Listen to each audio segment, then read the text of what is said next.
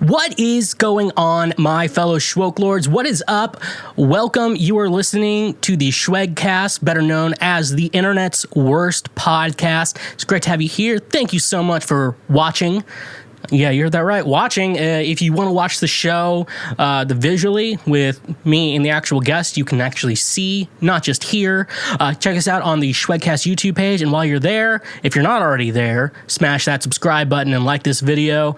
And if you like the episode, it's super fun. Today on the show, we have Kamber. She has her solo stuff, which goes under Kamber. And she's also in what I believe to be Nashville's best rock band, Raviner.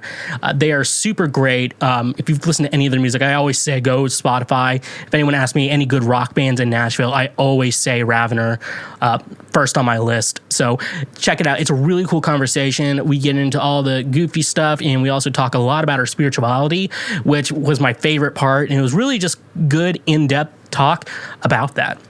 So I really hope you enjoy this episode. I love this conversation, and I'm very happy that I was involved in the conversation too. It's like an inside joke where, you know, you like inside jokes and you like to be a part of one someday. That's kind of the thing with this episode. It's great that I was a part of this conversation as well.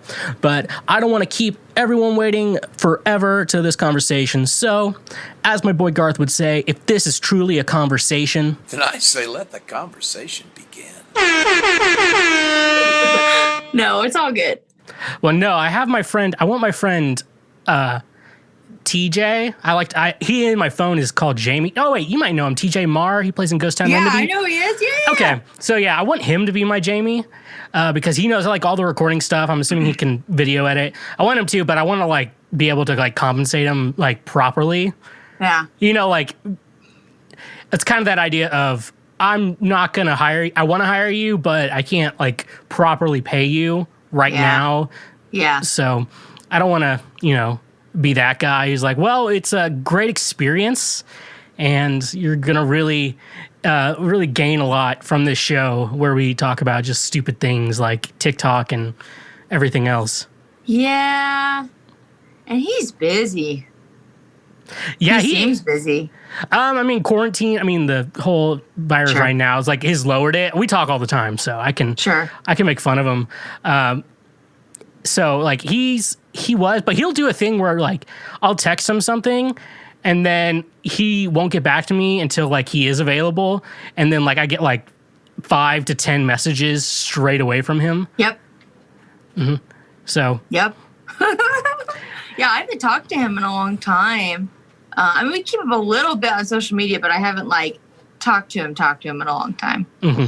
He's a great guy. He got tickets. Yeah. My last actual concert I went to was Motion City Soundtrack, and he had just an extra ticket. Oh. And he took me. I bought him drinks the whole show, so don't like be like he's simping for you, Schweezy. But I am not judging. You're creating narratives here. Mm-hmm. Well, no, I was like super. Well, he posted. I'm like I want to see this because I didn't know till the day of the show that Motion City Soundtrack got back together because I knew they took a break. Yeah.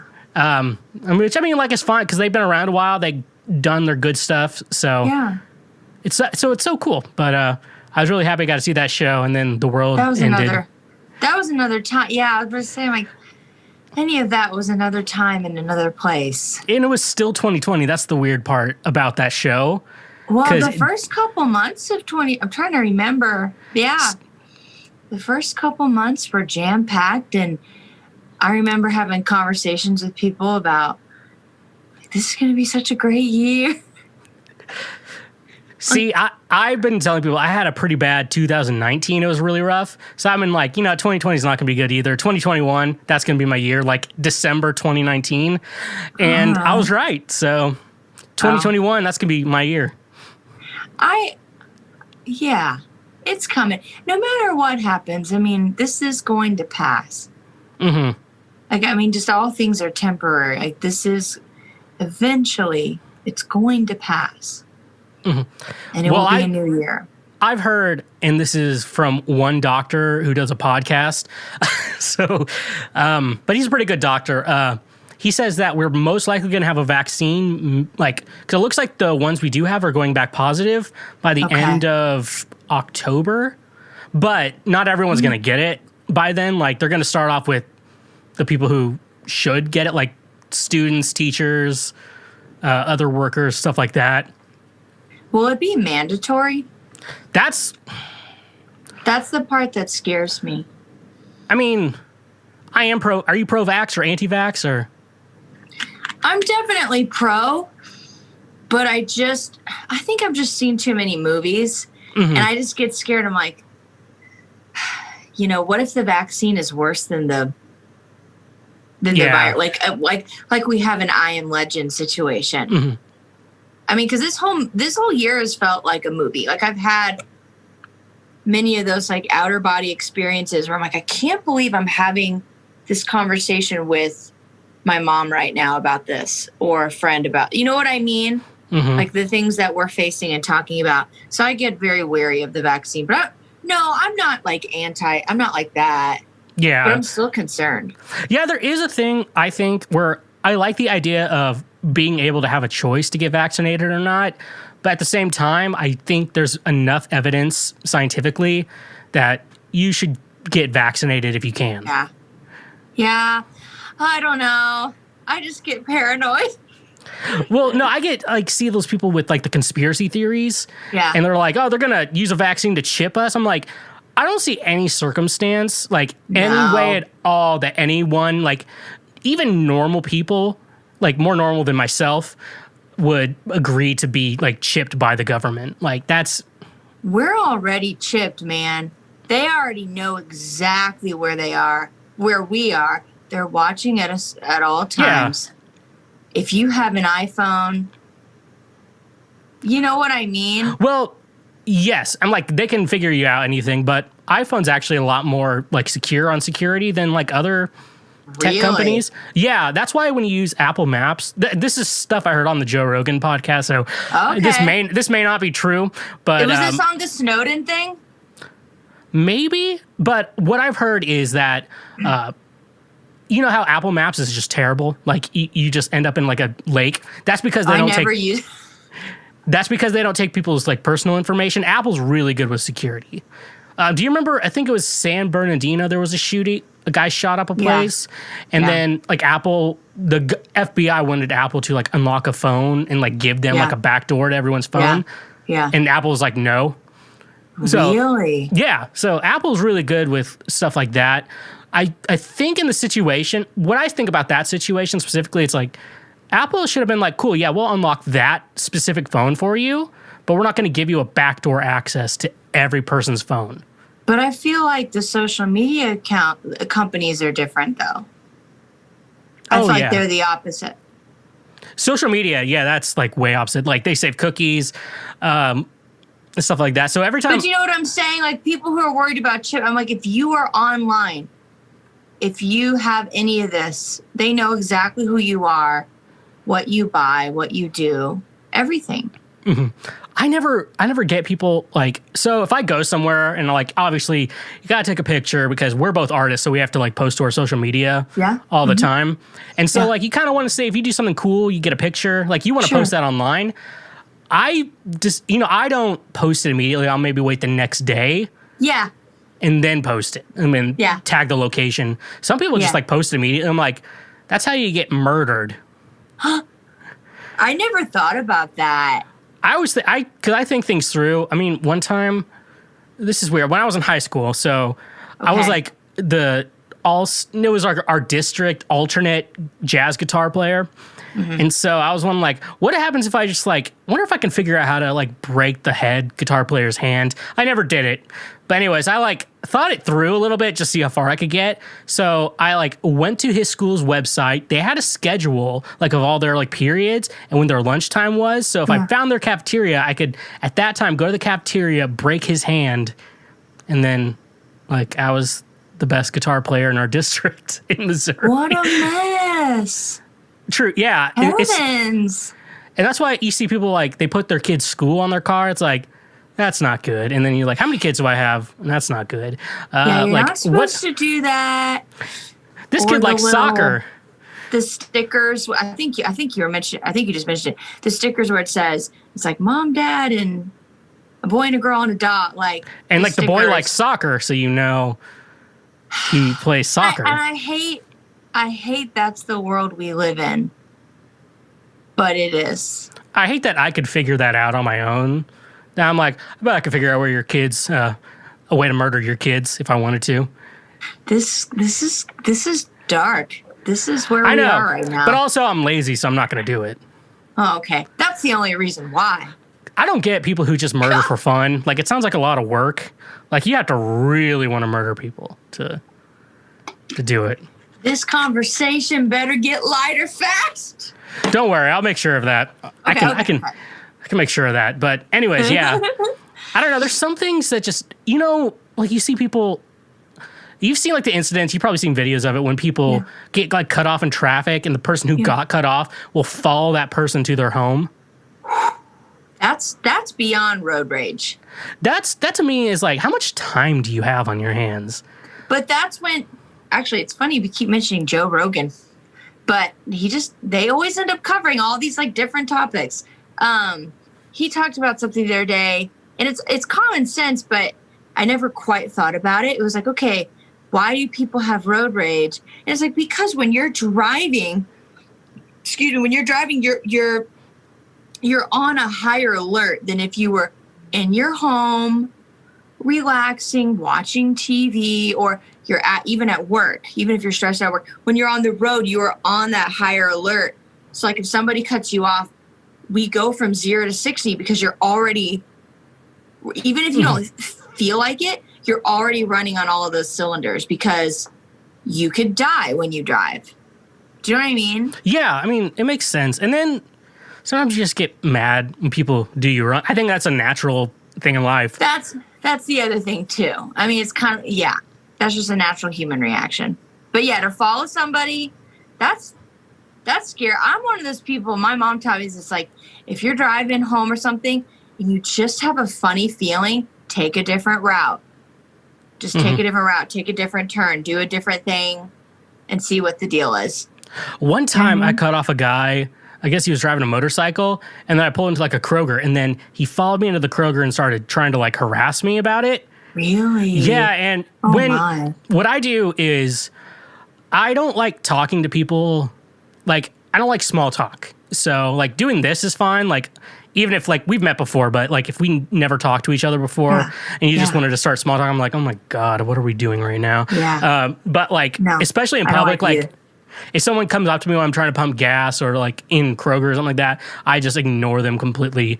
And if someone knocks on my door at home, I do not answer it unless I don't know them. That's a safety thing too. Yeah, that's how people get murdered. Yeah, because I even noticed that the other day, and I could not tell. I'm like, is this guy harassing this lady, or do they know each other? It was one of those situations I legitimately couldn't tell. And there were other people around. I knew it wasn't unsafe, but I was like, if that guy was talking to me right now about God knows what, I would literally ignore him. Yeah. Just ignore, because there's just, I don't know, there's just a reality, especially like being a single person, like you have to draw boundaries. You really do. You got to be careful. I don't know. Weird stuff happens. Yeah, I don't know. But yeah, I think some Jehovah's Witnesses have come to my door. I've thought about entertaining it and just being like, I'm an apostate, so fear me. But you're an apostate. Did you grow up in a certain way? I'm not an actual apostate. I know that I think apostate might be a Jehovah's Witness specific term. Oh, I think it is. You can find it in the Bible, but it's not. Like a normal mainline Christian probably wouldn't use that word seriously. Yeah, my parents like maybe some like extremist sects would. Like they might be like an apostate. Like Jehovah's Witness. Yeah. Yeah. That's why my parents are more like on the evangelical, like independent Christian side. Like mainline, yeah. Yeah, like the normal kind where they're actual good people. Yes. And I don't think like they're like, at least the one like I grew up in and the one they're a part of, like says the word apostate. It's like, yeah, if you decide not to come to church, I mean, like we're sad, but we're not gonna like. No one would ever use that word. That's ridiculous. So, but I know if like you don't want to be harassed by Jehovah's Witnesses, say you're an apostate and like they will leave you alone because they think you're like the devil. Yeah. Hey, that's good to know. Huh. It's weird. I took a deep dive into like Jehovah's Witness and like atheism. I don't even believe that stuff. But like I just like, dude, I'm just entertained because just I guess about it. I'm a product of purity culture, so it's like I agree with them on a lot of this stuff. So am I. So I like understand. I mean, we're like purity do you consider yourself like an ex-evangelical? I'm in an interesting spot, Sam. I'm in an interesting spot because I grew up Southern Baptist. I went to really a Pentecostal college, Assemblies of God. And then in my early 20s, several years, I kind of walked away, not from anything officially. Like there was never anything in me that was like, I'm not a Christian anymore. But I kind of just went down this other path for a few years. But to me, I look back and I think that was a reset button for me. So now, like, the only reason I have faith now, it's because it feels like it's my choice, and it feels like it's something that serves me. Meaning, this is something that's benefiting my life. Kind of like somebody would choose to meditate, or you have certain spiritual practices like what I believe now I feel like is true and it's real for me. So I wouldn't say an X whatever, but I just don't always like labels, but I can relate to that label because how I used to think like everything was so stuck in here growing up, because it's when you're grown up in a certain denomination, you kind of like you're filled with all this knowledge. Well, later on, you have to make a decision like, do you believe any of that thing from your heart or do you not? And you have to kind of take the meat, spit out the bones. Okay, yeah. You see what I'm saying? Because I guess my spiritual journey involves more like I've had to see like the negative effects secondhand from other people. And so it's kind of like I'm at a point where like I think I still believe a lot of the same things I believed when I was technically evangelical, but like I don't like organized religion anymore. Yeah, I understand that. That whole idea. And if I had to like put it down on paper, I would just put down spiritual over anything. I understand that. I think a lot of people are going through that, and they're I think people, no matter where you're coming from, they're hungry for answers. They're hungry for truth. They're hungry for justice and balance. For me, it's been an interesting journey because I'm actually a worship leader now. Oh, nice. And I'll be honest with you, a few years ago, I remember sitting at my home and something happened. I don't even remember the whole situation, but I remember saying out loud that I will never set foot in a church again. And I meant it. I was crying. I was upset. And like, this is where my faith comes in. This is my belief. I believe in the most interesting, gracious way God kind of led me back. And it was through music. Do you know what I mean? And is it perfect? No. Is the church system perfect? Far from it. But that's not really what my faith is in. Like my faith is in like something not tangible. Yeah. And like the community that's around me, like the spiritual community that's around me, they're all musicians. And it's funny because they're not even all of them are even Christians. Oh. Which is really bizarre. I know. You're probably looking at me like, what the heck are you talking about? It's freaking weird. And I know some of my Christian friends would be like, what are you talking about? That's fine. It's a really hodgepodge, interesting situation with my spirituality right now. And I'm just embracing it. Well, and I'm trying to be authentic with it.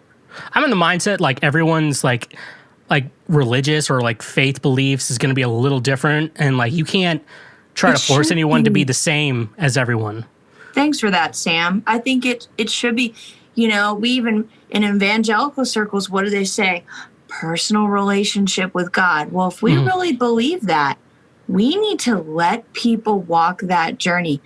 if that journey is someone who is an agnostic, if they're an atheist, if they're like super, super fundamentalist, yeah, like there's consequences of actions. Like if you're super, super fundamentalist and you're hurting people and there's abuses, okay, that needs to be taken seriously. But you're right. Like it is a personal journey and you cannot judge somebody's journey. Mm-hmm. And like being in music has taught me that. When I've gone on tour, it's like you're walking into a different situation every night. I did a lot of house shows in 2019. And I remember one night I was at this like college party type of house show. And I was talking to a witch and everyone's high and it's just a big, debaucherous fest.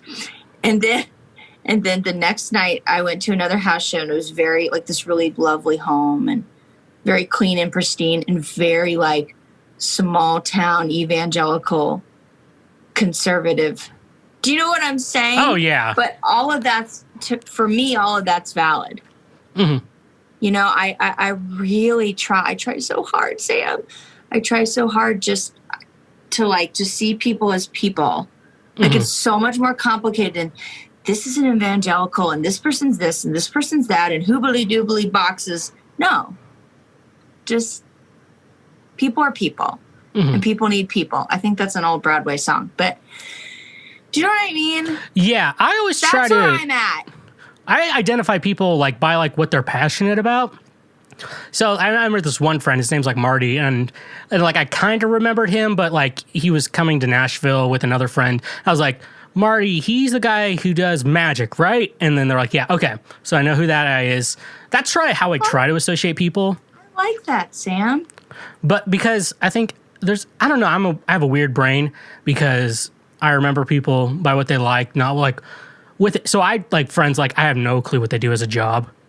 Like I have no clue, but I know they're interested in this. I have a friend who did communications for Micah. He's my morbidly obese friend, but I love him. But he did like communications. I have no clue what communications is, but I know he likes writing a book. He's been writing a book and he likes blogging and all this like activism stuff. And so I know he likes that. So that's how I keep his identity in my mind like that. It's really cool. I like that. I think in an all-purpose way I might have autism because I watched Love on the Spectrum, which is a very heartwarming show. But I heard about that show. The best thing is they say everything on a date you want to say but don't say. Very first episode, couple on a date, guy just says, I'm really into Asian women. And then the woman's like, oh, I'm not Asian. And it was my favorite thing in the world because I just love things like that. Just people just saying whatever. Asian. Oh, I'm not Asian. It was so great. It's like, they didn't get a second date, FYI. But actually, the girl in that situation, I really hope a lot of good things for her. But there's one thing is like I got a lot of C's in school, but I also remember my parents signed up for a timeshare in Branson, Missouri. I don't know why. And I remember we watched Mulan 2 like in this kid's room while they were signing all the paperwork. And so it's like, how do I like... Am I not smart in that way, but like I can remember these just random things about my life. Random, bizarre thing. Well, and that's it's like, why is my brain choosing to file that away? But no, you should check out Love on the Spectrum on Netflix. I will. It's great. Now, to keep in mind, these are like the autism people, like you just want to like love so much. Yeah. Not like the crazy ones that are going to hurt you. Like I have a friend who works in, it's not like a home, but it's kind of a thing where they like pay for like a room in like a house and then they like work with them. So they're like the pretty like safe ones that aren't going to hurt you. Okay. And so like their parents, I love their parents because they're just like, he's pretty funny. Like they're so like chilled out. They're like, because they know him. They're functioning adults. But I think that's what it comes down to, right? Mm-hmm. Like when you know somebody and it takes time to get to know somebody. Mm-hmm. Because like I'm saying, I've been very blessed. I'm in a lot of different communities right now. I have I work with people or I'm friends with people who just from all walks of life right now. I didn't grow up that way. I grew up in kind of a very like monoculture, and everybody was kind of the same, for lack of a better term. And like what you start to realize though, like you started to touch on, I love you said, well, I know people by what they're passionate about. Yeah. And I love how you're putting that like in a tangible, easy to understand way. For me, it's like, I just know that person. I don't care what they do in their spare time, what their religious beliefs are. I know who they are, like their heart. Like that's how you know them. And I wish we had, I don't want to get like too heavy, but at the same time, it's like, this is what we're missing right now. Like this is what we're missing right now in our culture. We're so quick. We do it on social media all the time.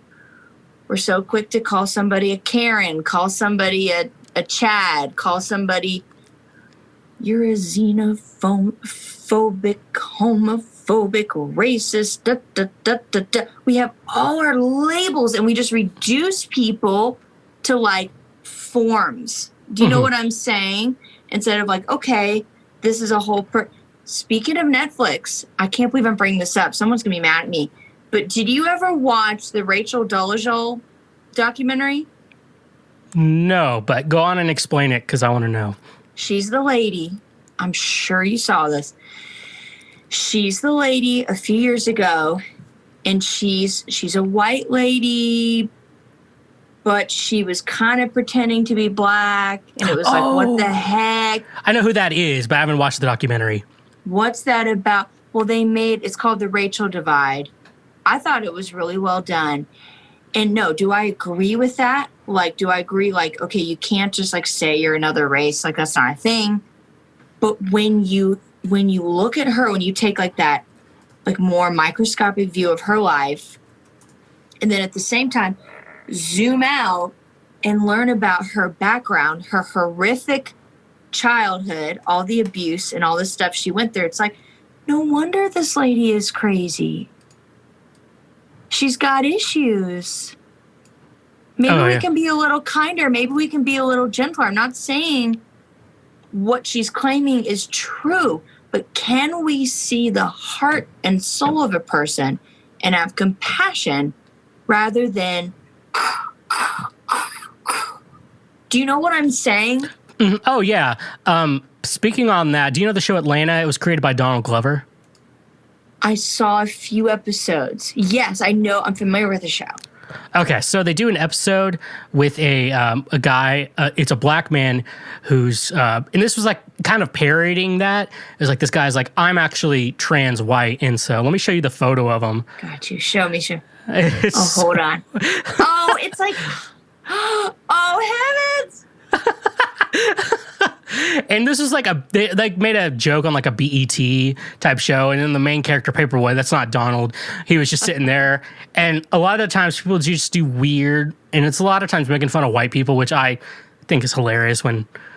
Oh, you kind of laugh at stuff. It's okay. Like, that's why I love comedy. Like, I love Dave Chappelle. I like when he makes fun of stuff. It's hilarious. Why would I take offense by any of it? Especially if it's true. Especially whiteface. That's like my favorite thing in the world. Like, I'm obviously aware that blackface is wrong, but whiteface in all its thing, it's just hilarious to me. Well, they made a whole movie about it. White Chicks. Oh, yeah, they did. That movie's hilarious. It's funny how white people aren't offended by that. Those white people, not us.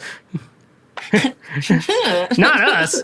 But no, it's really funny. And then Paperboy, because the idea is like, it's kind of like Paperboy is just a black guy who's just like seeing all this, what I would quote as white people things. And he's just like jaw dropped, just like, what is going on right now? Like, the show is a lot like that. And it's so funny. So it was like this documentary. There's so many shows. And it's just like, just random things like, this guy doesn't live in my neighborhood. It's stuff like that. It's like, it's so, because it's really funny because it's like, it's very smart and funny at the same time where it's making a point. Like they did an episode with like a charity basketball game. I've only watched season 1, FYI. Okay. So I shouldn't be talking like I know this show in and out. But see, more than I have. but they had like a basketball game against Justin Bieber, but they had a black actor play Justin Bieber. And you know how Justin Bieber, like, he was like a terrible person. And then he came back. He's like, I'm going to be a better person now. And then he actually legit released a song called Sorry, about how he was sorry about who he used to be. Yeah. And there was idea of like, that's pretty funny. Like, he was just kind of like a horrible person. Now he's like very good. And then there's a song called Sorry. But then it's the idea of, if a black person did the same thing, would it equal the same? Yeah, I mean, those are the questions. Yeah. I don't know. So I don't know. It's funny, and then it's also smart at the same time. That's why I think it's a really good show. Is it still on? Yes, but it's kind of one of those shows that really kind of lets Donald kind of do whatever he wants. It's kind of like Curb Your Enthusiasm, where whenever Larry wants to make a season, they make a season, but if he doesn't, they just don't. So it's kind of, got you. Which I like a lot, because then like the show doesn't just become like they're just pushing out another season, but also it's kind of like, I want another episode. Yeah. Where are all these extra episodes? So yeah, it's weird. But I like giving more power to the creators. Yeah. You know, when like bands, they release, like, some of them are like on a good schedule, like every 2 years we release an album. Then some bands are like, we're going to release an album when we want to. Well, and nowadays, I mean, the conversation was already happening for several years. But like now it feels like we're all living on the cloud in the music industry. So you got to put stuff out often, because people are gnats. I mean that, I'm not trying to be mean, but it's just true. Do you know what I'm saying? Oh, yeah. You have to, like, there's such a rush, and people are all up in arms about, was it Spotify's CEO? I don't remember his name. And he was talking about, like, okay, artists need to be constantly delivering regular content, and people were mad about it. I'm like, why are you mad about it? This is not new. This isn't new at all. Talk to like people who do YouTube like full time. Like they do weekly videos, podcasts. We have to be consistent. I mean, that's not something I'm not too mad about that. I feel like there's things in the music industry that you should be mad about, and things you shouldn't. Just like kind of have to like fight your own, like pick your fights. Where I'm at, because I don't know. If I was Taylor Swift, it's like, okay, do what you want, I guess. You have all that power. But it's like the rest of us, it's like, you better play the game. Okay, you don't like Spotify. You can't beat them, join them. Play the game. Do what you can to get playlisted. Do what you can. Work hard. Don't, get robot followers. But do what you need to do. Work with people, with professionals or companies that are doing legit Spotify growth or whatever to help you get your music in front of more listeners, because this is your audience now. That's what that's what our touring is right now. Yeah. Is our online presence. We cannot tour right now. So stop complaining and go work. Do you know what I'm saying? Like, that's where I'm at. Yeah, I'm also on this point, just like in the recording side of things, it's so cheap to like make your own music now, and it actually sounds good. It actually, like, I would say like 2008, I was using Audacity, it sounded like garbage, and now, like, my setup is pretty expensive, but I could theoretically pay $200, just buy the equipment myself, and I could make a really good sounding song. In a lot of ways, yeah, and that's where the conversation gets hairy. At the same time, it's like with Raviner this year, I invested in working with a producer, and that was the bet. And that cost a lot more than what it would have been if we would have made it ourselves. But like, the product is so much better. So it just depends on what you're doing. I think there's a time for like the DIY stuff. Like, I'm putting out like some acoustic singles right now that was super DIY. Me and actually the former drummer of Raviner, Rob, he and I went to the studio and like recorded these super organic, with a real piano, like stripped down, just songs that I'm putting out. And like, that was more of like an artistic, super cheap to do. That was kind of like an artistic choice. But then at the same time, I also believe in going old school. Get yourself a really good producer, put in that work, put in that money, because you're going to be proud of that product and you can push that so much farther. Do you know what I'm saying? Yeah, I always tell people when it's a guard, if you're going to put money into recording, pay for the person, not for like their like what they have or like the room it's the producer. We worked with Colt Caparoon, and it's funny because he's a YouTuber as well. I've seen him. I've seen him around. I've heard of him. I think I talked to him once. He's fantastic. But absolutely fantastic experience. I've just seen he does a lot of bro country stuff, doesn't he? No. Not anymore? Oh, okay. I mean, well, let me correct. Yes, he has done that, but he like literally. Hopefully, you can't hear a train right now. I hear it, but it's okay. I don't care. Okay. So, literally, like right now, everything he's working on is rock stuff. That's cool. Because there was some people that he got in a conversation with, like a positive conversation with on Facebook. And this guy was like, well, don't you just do country? And he's like, no. Like, look at his stuff. Look at, like, his background. Yeah, there is country.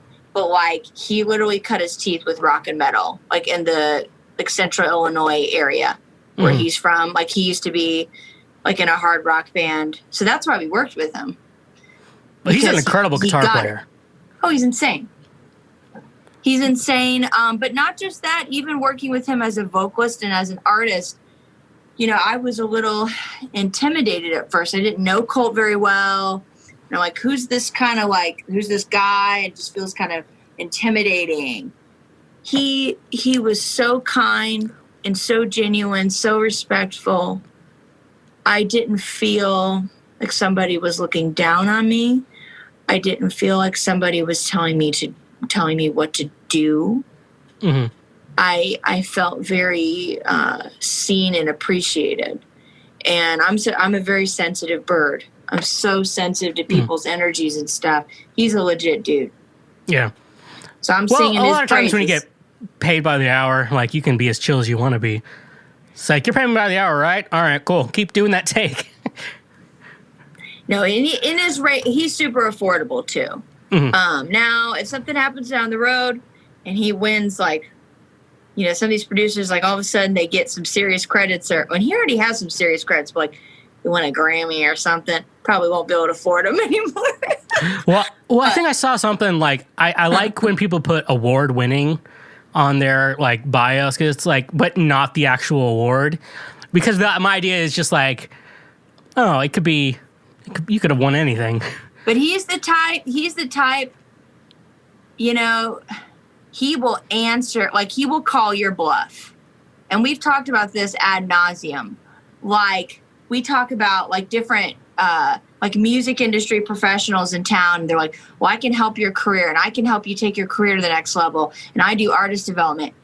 Ask them, what do you do? What is your background? What things have you actually turned around? Do you know what I'm saying? Yeah. And so, like, he's definitely the type, like, if there's ever something and you're like, okay, wait a minute, what's the deal with this dude? Ask him and he'll answer your freaking question. He's legit. I'm telling you, that guy's legit. Not that I'm here to, like, sell Colt Caparoon, but I was very pleased with my experience working with Raviner's new record. I was very pleased. Very pleased. I remember one time on Facebook's Marketplace, he was selling a like Avid 11 rack, which is like a guitar. It's like a amp simulators, but it's a box, so it's not in your computer. So it's like good. And I really wanted one. I have one now, but I saw he was selling one and I wanted to buy it. And it was already sold when I was getting ready to want to buy it. Oh, man. Like, that thing sold fast, but I bought it from... because he's got a lot of eyes. I mean, his YouTube channel has really grown. This might have been like 2017, maybe? That feels like ages ago, Sam. It does. Feels like ages ago. So much life has happened, at least in my life, from then until now. 3 years. Mm-hmm. So much. Well, no, I've been living here for like 4 years, and like, I think about like just things that like ended in 2016. And I just think like, wow, that was that long ago. And then I have friends like who are just like, when did you move to Nashville? I'm like, 2016. I'm like, Holy cow, that was a minute ago. Man, it's just nuts. So yeah, if Cole ends up listening to this, like, just know I wanted to buy your 11 rack, ended up having to go through Sweetwater. My friend Hannah worked there at the time, but now I learned they donate to the Trump campaign, so I can't. Sweetwater? Yeah, well, Indiana, I think they're big fans of Mike Pence. It, like, really, that upset me more than, like, learning, like, someone got noticed for, like, the Me Too movement. Like, Sweetwater, like, donated the Trump campaign. It's kind of like, and so it's kind of, I'm hesitating the day a Sweetwater rep, like, reaches out to me, like, hey, man, what's going on with you? And I have to be like, hey, man, I can't do business with you anymore. It's not you specifically, and I want to know you're a great person, but Sweetwater, like, the president and, like, your company donated to the Trump campaign, and as a person with, like, decent civil rights and, like, human rights in my mind, I can't support you anymore. Like, I don't support Chick-fil-A anymore. Really? Yeah, there was a time I was like, I don't like what you do, but I'm still going to eat, like, the food. Yeah. Now it's just like, after, like, just so much more has gone over, it's kind of like, look, I'm not going to eat Chick-fil-A anymore. Well, and you know what? It's like everybody has every right. That's the beauty. If hopefully, and this will continue to be so, that's the beauty of our culture. It's like if you have, like, those personal convictions about something, you don't have to eat it. Thank God we have 15,000 other fast food restaurants. Mm-hmm. It's like I went home today because I'm a worship leader. I was coming home from the church today, and I was like, new Starbucks just popped up. I just mean, freaking our culture. You know what I'm saying? Oh, like, yeah. It's just, I get that. I still eat Chick-fil-A. Yeah, but, I can't. I know I can't control other people. I respect that opinion because you have every right to feel that way. You're not being forced to do it. Mm-hmm. That's it. Like I say, like, you can still eat Chick-fil-A. I'm not going to, like, shame you for it. But if you want my opinion, should I eat Chick-fil-A or not? I would say don't eat at Chick-fil-A anymore. But I mean, like their macaroni and cheese, Sam. I like their macaroni and cheese. And you know what? I don't blame you. I think they do make really good food. Except, they do. I think their waffle fries, like, the moment they're not hot anymore. You know, my stepdad, he's funny. My dad, when he gets, if it's Chick-fil-A or like Wendy's or something, he eats fries first. And growing up, I thought that was so weird. Then I'm thinking, that's the smartest thing you could possibly do. Eat your fries first. I do that too. When that gets cold, do you do that? Okay. Well, I think I kind of, it's in a mindset where, like, the main entree, if I get a burger or a chicken or something like that, that's better than fries. As much as I am a diehard for fries before guys, I'm definitely on a fan of, also I'm in an idea point of, like, it's hard to reheat fries. Though I've learned if you have an air fryer, yes, you can reheat fries. With an air fryer, just like a couple minutes, like, it'll reheat them perfectly. Good to go. So that's for everyone listening who's gotten this far. But yeah, air fryer for reheating fries, you can finally do it. But I'm also from the 90s in 2000, so I'm in the mindset of you can't reheat those. So no, you got to eat them first. I can't imagine. No, once it's over, it's over. If you didn't eat all your fries, it's over. And I think what Chick-fil-A has going for it is the sauces. So I think dipping the fries in the sauces, it's like that changes the game a lot. And it's scoopable with the waffle fries. But if you don't do sauce with the fries, just don't. But, you know, like I said, I get why people feel uncomfortable with eating there. And once again, it's just like everybody has every right to do whatever they choose. Mm-hmm. I think that's the most important part, you know? This episode is brought to you by Gamefly. Most of you are already aware of Gamefly, but for those of you who don't, it's the best video game rental subscription service that has a one low monthly fee. That's right, one low monthly fee. As a Twitch video game streamer myself, I know there are two types of games. One type is the game that you will continue to go back to, like Zelda Breath of the Wild or Super Smash Bros. Ultimate. But then there's those games that you think about, you're only going to play once, and then you're never going to pick it up or put it in your system again. And that's the thing, though. And so video games are $60. And so with GameFly, this is perfect. While, like I said, most games are $60. If you use the link in the description, you're going to get your first 2 months for $10. So just saying that you're basically saving $50 by just having a GameFly subscription. What I'm currently using GameFly for right now is I'm going to go through Pokemon Sword. My main game is Pokemon Shield, but going through Pokemon Sword, I can get another playthrough and entertain everyone on Twitch, and then I can also help fill out my Pokedex, and that way I can have a complete Pokedex without having to waste an extra $60 for that intended purpose. And in October, I plan to start playing Luigi's Mansion because it's spooky, and October's the spooky month, and that's why I'm playing Luigi's Mansion. So it's super great, and I love doing it with my Twitch stream.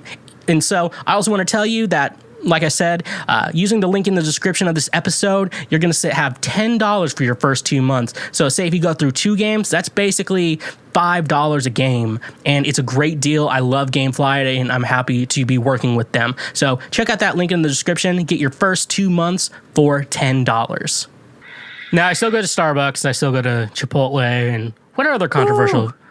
Dude, Chipotle, I think I've been to every Chipotle in the Nashville metro area. Yeah, me too. And I'm that's the sad part. So, which one's your favorite in Nashville? My favorite one, the one on Charlotte Pike, is not bad. Okay. Because that's near the church. That's right across the street, church I would worship at. That one's not bad. The one, 21st Avenue is not bad. West End's pretty good. I go to the one in Brentwood a lot, but I don't always love it. So I tend to go to the Green Hills Chipotle. Okay, yeah, I've been there too.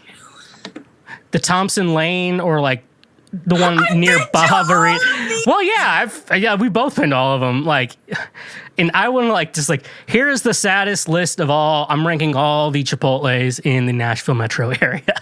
And so, there's one.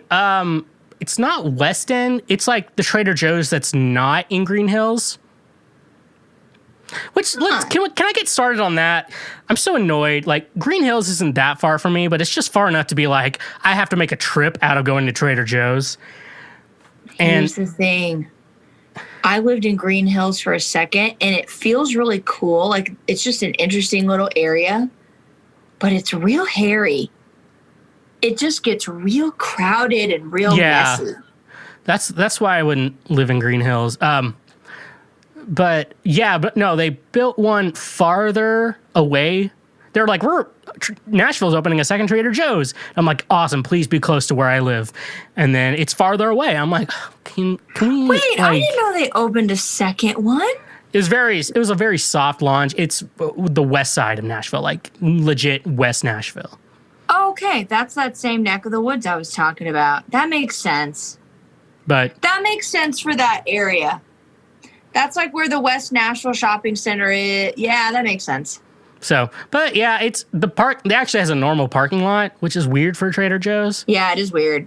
So, but Trader Joe's is like, you love it. You can't live without it. If you've been to a Trader Joe's once, you're just like, great.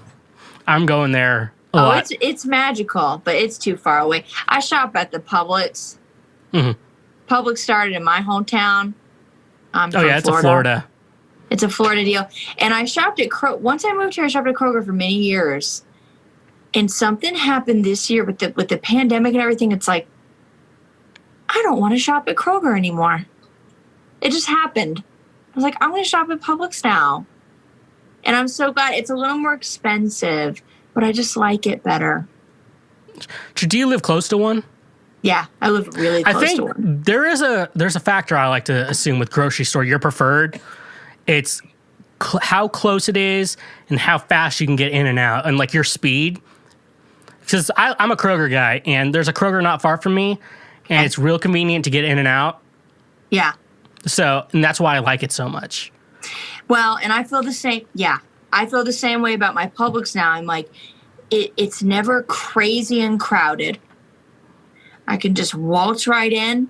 I know exactly what I'm going to get. I'm telling you, this has all happened this year. I think it's like where my anxiety about the pandemic has gone. It's like I have very specific things that I buy. I know exactly what I'm going to get. You know what I'm saying? And I do my little route. Mm-hmm.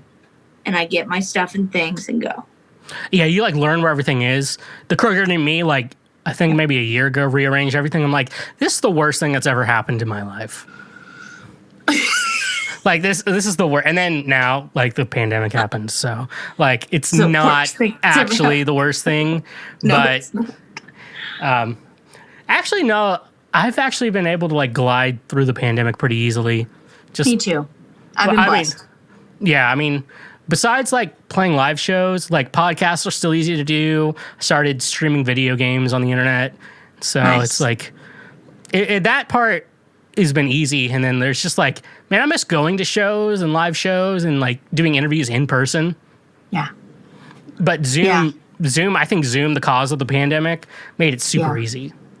We have a lot to be grateful for, I think. And I think some people... I think I've realized about myself, I'm pretty flexible in a lot of ways. I'm very adaptable in a lot of ways. So once this hit and the smoke cleared, it took about a month for me. Mm-hmm. Then I was like, all right. And I started taking live stream opportunities. So different, like I live streamed a little bit from my own personal accounts, but like different little organizations would pop up.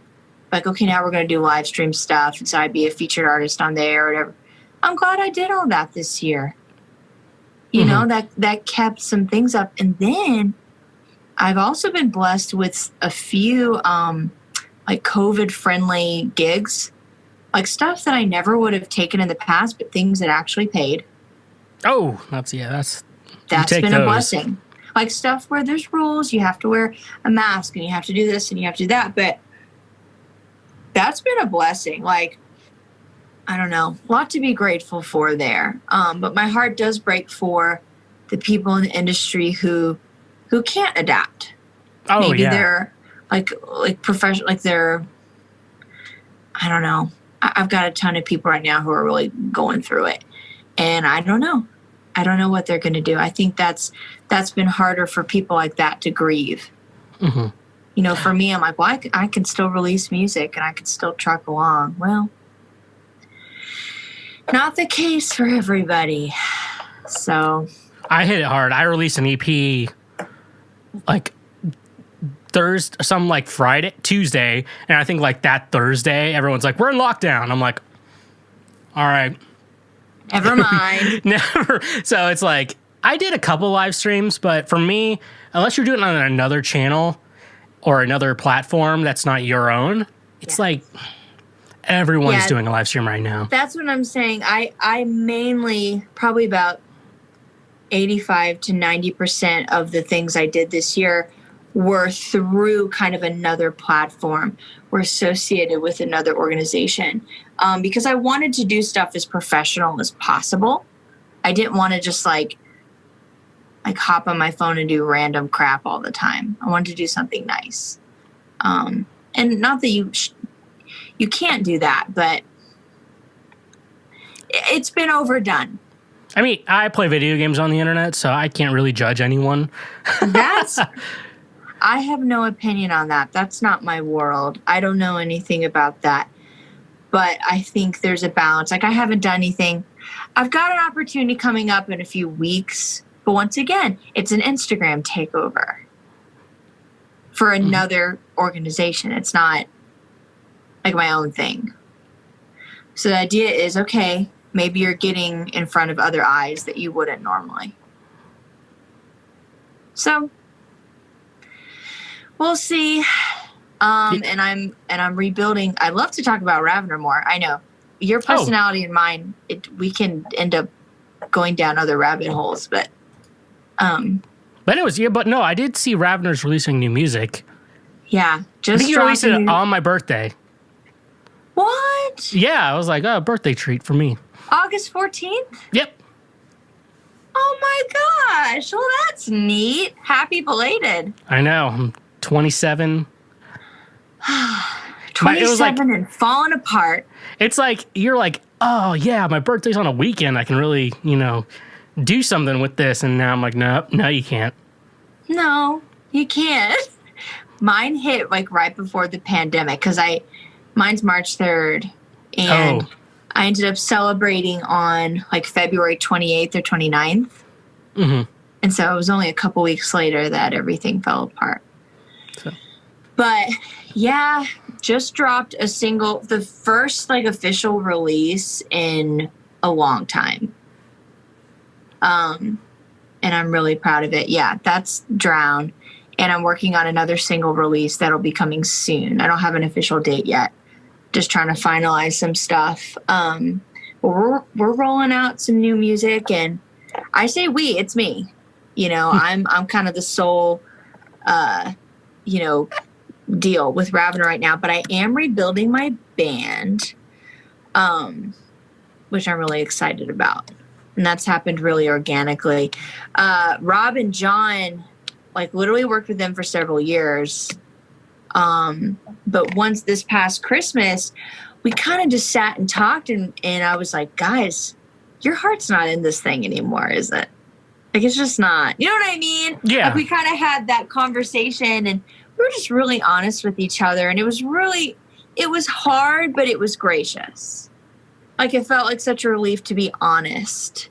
But we were in the middle of making a record, and we agreed to finish that record. And they were so freaking kind and supportive for that. We all went in that, you know. And so now I'm just in the process of rolling it out. So oh, that's cool. I always talk you up. Like, may not know this, but I was like, yeah, you should check out Raviner if you're like looking into Nashville like rock bands. Oh, thanks. I do think, yeah, you're one of the better like rock bands in Nashville. Well, thank way you. better than Ghost Town Remedy, if we can say Way that. better than those guys. Those guys suck. Oh, they have like these really cringe. These people are making TikToks of their songs, and it's like super cringy. It's like this dude, like he took off a shirt and like poured a bucket on his head or something like that. On like a really, it's funny. Well, this is the content I watch on TikTok, and Man, it is so live your funny. life. They're going to be on the next episode, so I'm going to make fun of them a lot more. So we already have that scheduled in. I love Ghost Town Remedy. No, I think they're wonderful people. TJ has a good heart. I think they're fun. I love the punk scene in Nashville. Yeah, they won some award, NIMA award for like best NEMA award. Yeah, they won it, and I was like, I didn't realize you guys were the only pop punk band in Nashville. There's other ones. It's just COVID them, though. has been weird. Yeah. COVID's been weird. But I really appreciate those kind words. It was really neat. Do you know who Jay Gregory is? Yeah, I think I know him. He's a promoter, and he does other things too. He does booking and does different things. But he messaged me several weeks ago, and he's like, Raviner's in alt press. And I was like, what are you talking about? And we were somehow, some way, the guy who did the article, I don't remember how we connected, or he must have seen a show or something, but we were nominated as Tennessee's best unsigned band. Oh, I saw that. Which I was was like, really oh, neat. that's And I was cool. like- I know them. I was like, what a blessing. And, you know, it was a blessing because, listen, Sam, like, these past couple of years have been hard. You know, once Austin and I split, I had a lot of work to do, like personally and spiritually, to get my life. Because when you're with somebody for so long and you have to like get your life right, and it's been kind of a up and down journey with Raviner. And I'll tell you, this COVID year has been the best reset button ever, because all of a sudden what's happened, it's like the right people who I believe, could be wrong, but I don't think I am. The right people who are meant to come into this next season of this are coming. And I'm working with a drummer right now. I won't say his name, but I'm working with a drummer right now that's like passionate. He was the one that was like, Kamber, like, let's do this. Because I was so, like, all the ups and downs from COVID and just everything, like members changing and just different things changing and bleh. I was like, I don't know if Raviner is going to be a thing. Like, I just can't And it felt so deeply associated with another time in my life and with my ex. And like literally this year has just totally like been a reset button, almost like a baptism of like, okay, shoot, wash all the old away and let's walk into a new season with this. So I'm excited for 2021. I think there's positive things happening. It's like 2021, that's going to be my year. It's like 2020 is already messed up. Damn it. See, I just feel like a trendsetter for knowing that 2020 wasn't going to be my year. So You are. Everyone's just copying me with their trends, and now I'm right and they're wrong. And that's all I want to know. Yeah, that's what it is. But I appreciate all those kind words. I'm excited for the new season, and there's been very specific people in my life that have been really encouraging about all of that. Because it's easy, like, when it's your thing to get bogged down and stuck in your head and like, well, no one cares about this, and, you know, this is a waste of time. And that's just your ego and your shame talking. Like, you can't give up, you know, when it's your heart. And so, I don't know. So I've been making a very specific commitment, like my rock side, my masculine side of my music and art, that's Raviner in a lot of ways. But I'm still giving a lot of space and room for my soul and music. And that's like everything else that funnels into singer-songwriter stuff. And I'm just embracing both worlds. I'm sick of like, I have to pick one. Not right now. Mm-hmm. Who cares? The world's ending. You might as well make a rock band and have fun and just see where it goes. Yeah. Who cares? That's how I feel. I still kick myself in the butt when you played a show with Set It Off, a band I really like, and then I found out afterwards, and then you told me, it's like, oh, I kind of got you into the show for free. I was like, dang it. I was like, correct. I was so mad. It's just like, you think of like bands you really like I can get you in the show for free, and you're like, they were lovely. They seem like really cool guys. They were really nice. They were really wonderful. That's where we met Awake at Last as well too. They didn't play that show. I don't know if you know that band. They didn't play that show, but they were there in attendance. And we played our set in Vince. The name escaped me for a minute. Oh goodness. Vince, the lead singer, came up to me and he's like, I like your vibe. You kind of have that kind of darker vibe, and we're doing that too. And we've played several shows together. They're with, what label are they with? I can't remember right now. But they've done a lot of like radio stuff. Like they've been on like Octane Radio. Mm-hmm. Like they're really cool. I look up to them. But even Vince, like on a personal note, has been very encouraging with everything going on. Because like I said, past couple of years have been a little rocky trying to figure out what's this new season for Raviner. And finally, COVID was the best thing that could have ever happened because it's given so much time to room to breathe, you know? Oh, yeah. And now I'm like literally rebuilding it just from one step at a time. And I have never felt like more peace about it. Like I don't feel like, what am I going to do? And I have a deadline and I have to go on tour. Well, who's playing and what's happening? No, there's no tour. There's a pandemic. So just form the band. Just get the people in the room piece by piece. Let the chemistry happen. Let a real band form. You know what I'm saying? Yeah, I love the no deadlines. Especially, I mean, I record myself, so I set my own deadlines, and that's just a form of me, like, making sure I get my music finished on time. And, like, finish in a proper time so I'm not spending years and years and years just working on, the same song. Like, now it's like, there's legit no deadlines. Like, no one is expecting you to do anything right now. But isn't that that freedom is so lovely sometimes. It's like, thank you, God. Thank you, God, for like, I don't know, like as much as my inner hustler loves to go and like, yeah, let's get this stuff done. There's also been so many moments this year of like, okay, I'm just going to rest and just focus on breathing. Like literally, actually, you've probably seen it, but I was just watching an incredible Joe Rogan podcast. The guy was talking about taking 20 minutes a day, every day, to do nothing. Like literally just sit there, breathe, think about a couple things. And I'm like, that's what 2020 is. Yeah. That's what 2020 has forced us to do. Well, I still go by my like religious days of like you have to take one day a week to just do nothing. Yeah. You still follow that? Oh yeah, but that's also just me being a lazy person altogether. No, that's not lazy at all. Just taking a whole day off. That's such a beautiful thing to glean, no matter what you believe. Like having a day, like I know for me, like I have to do the worship leading. I have to work on Sunday mornings, but once I'm home, I will take at least 4 hours to do nothing. Like if I'm asleep for those 4 hours, or if I'm just sitting there watching Netflix, whatever it is, nothing for like the rest of the day.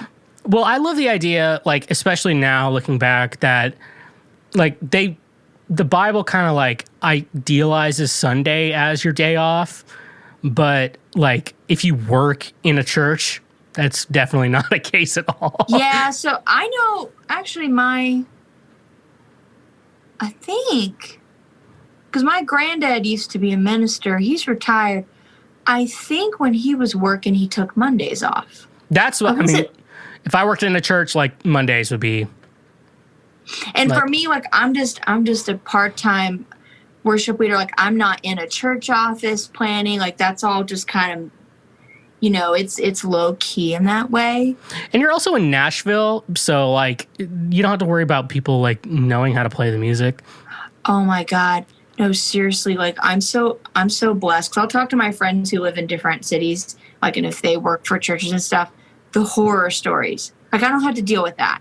Like we're all paid professional musicians.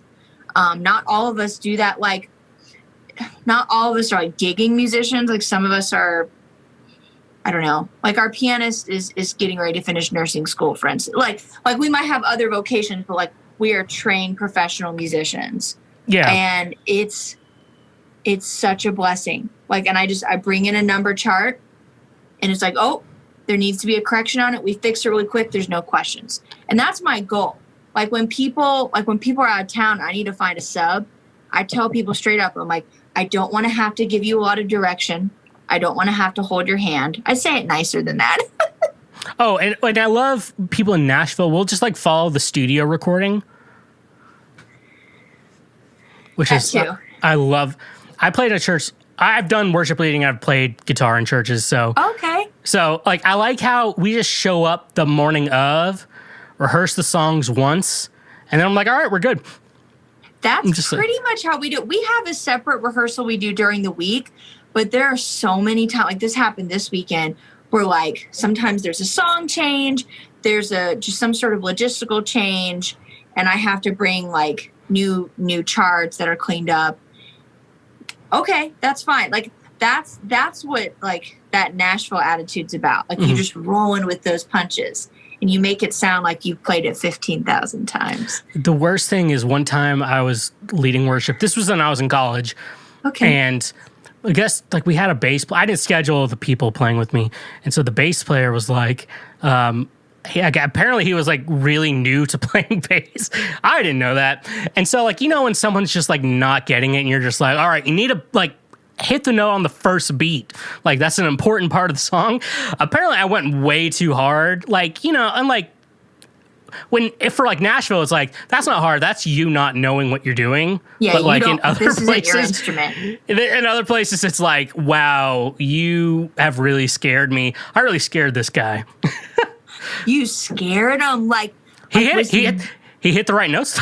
He hit the note on the beat though. I'll tell you, Sam, like, and I want to be careful because I want to, now that I'm in a leadership position, it's like I don't want to ever take them too far, but I have found that now that I've stepped into a little more of a leadership role, because before I wasn't in leadership, I was there as a keys player, as a pianist, as a vocalist, and then I got asked to step into this role. Like you have to kind of like, sometimes you have to be like, okay, here's what we're doing. Listen to this. Like you have to find that authority because you're not going to get it done.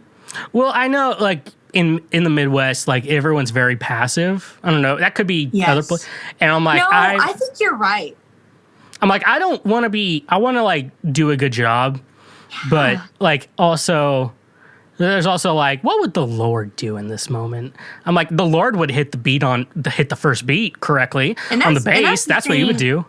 That's the thing. We're kind of walking into some other conversations, right? I mean, and it's hard. Like, once you're in Nashville and then people are getting paid, I'm having to remind myself this. I'm like, Kamber, growing up, you were in a volunteer situation. So there was so much more forgiveness. Like, wrong notes were okay. You know, poor choices and song tunes were okay. Not now. Not now. Like, you're getting paid. These people are getting paid.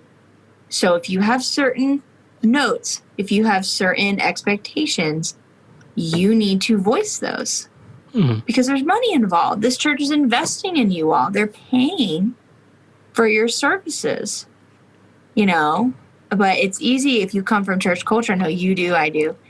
Sometimes it's like you let certain things slide because you want to be nice and you want to be loving and you want to be Christ-like or whatever. And it's like, okay, but Christ also, I don't know, I feel like Christ would hit the note on the first beat, like on the bass. Like, I totally believe he would. I love this conversation. Like, I don't think, like, Jesus, like, if Lazarus played bass and, like, Jesus rose him from the dead 3 days later and Lazarus hit the note at the wrong time, I don't think Jesus would be too happy about that.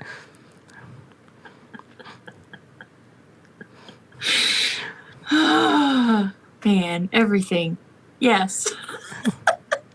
She's like, you were dead and now you're alive and you're still not playing this bass line right. Can't manage.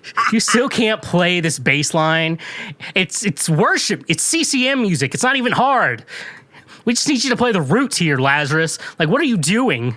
You know what? I'll tell you, with CCM music, as simple as it is, you also have to be, like, so on point. Like, the choices you make with the piano, with the acoustic, with the vocal, with the electric guitar, with the bass, they have to be so on point. Do you know what I mean? Oh, yeah. Like, there's no... So it's like, it's simple, but then it's also not simple. I don't know. Oh, I did a lot of electric guitar, so I just stuck with, I'm just going to play the studio recording exactly. Smart. And if it's transposed, I will transpose it. It sounds like you were a legit worship CCM electric guitar well, guy. I also went to music school, so, like, I don't want to, like, you know, you pay money to go to school, and then people see you play, and you're like, man, this guy sucks. And then you're like, how much did this guy pay to go to school for music? What was your degree? Music technology. So it's more like music recording. But it's weird because I went in as a vocal major, and then they were like, you're a lot better at guitar than you are at singing. And so then I did a lot of our jazz guitar. Like, so I'm surprised they told you that. Oh, no, I'm very okay with people being honest with me. And then I just mean that's a good thing, because sometimes these people come in there and it's like, why aren't they telling this person they shouldn't be in the music department? My school, I feel like my school was a little better at that. Where'd you go? University of Central Missouri. Okay. I was also kind of a person who, I really like music, though. Like, yeah. I don't see I think of, like, better majors I could have done, like, just career-wise, but, like, music itself, I love music. And so I don't like a lot of classical era music, anything you would consider in that era. But, like, when I was in music theory, I was so, like, interested.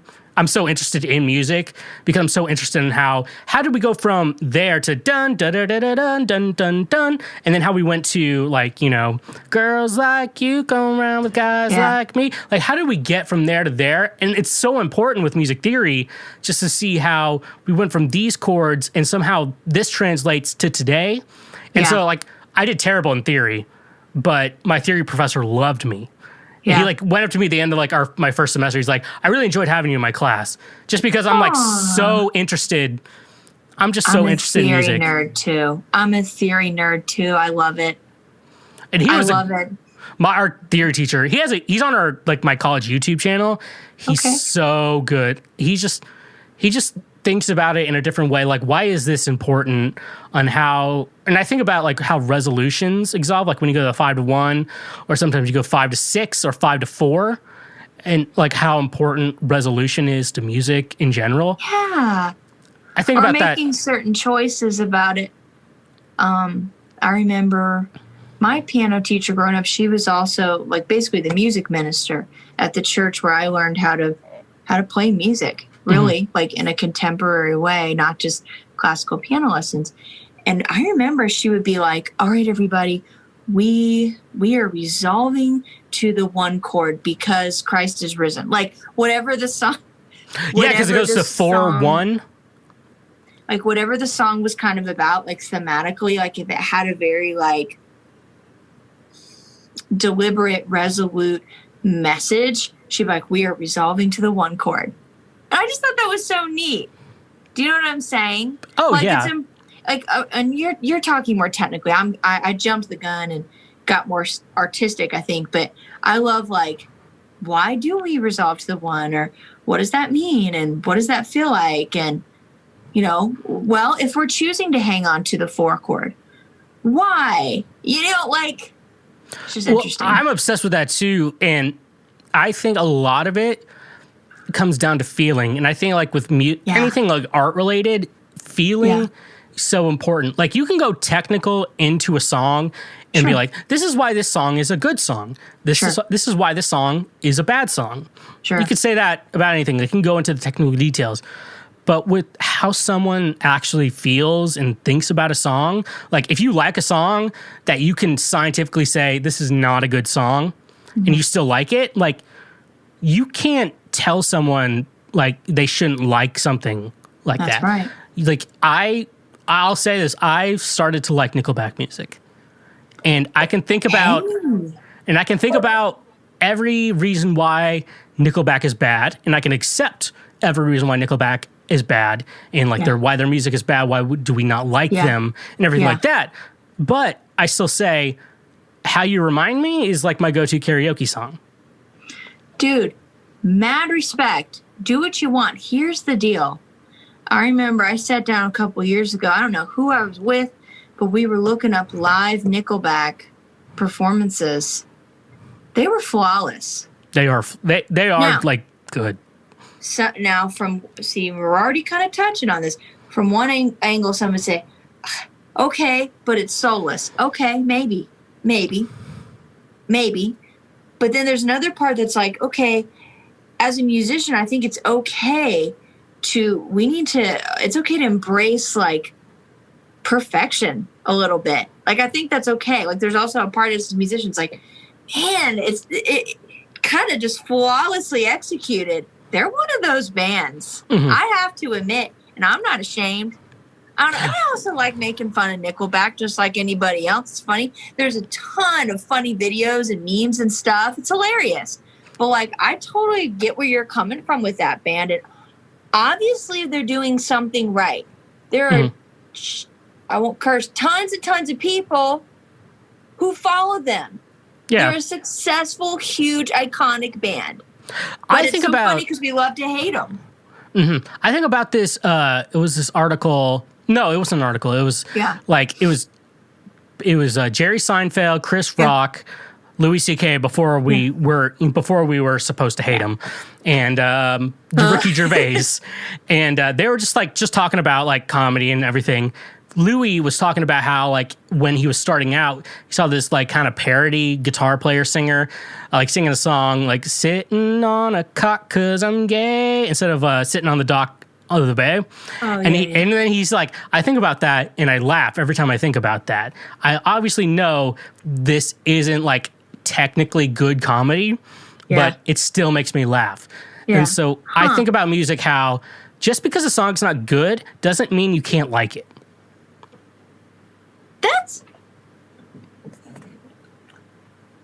That's huge. Yes.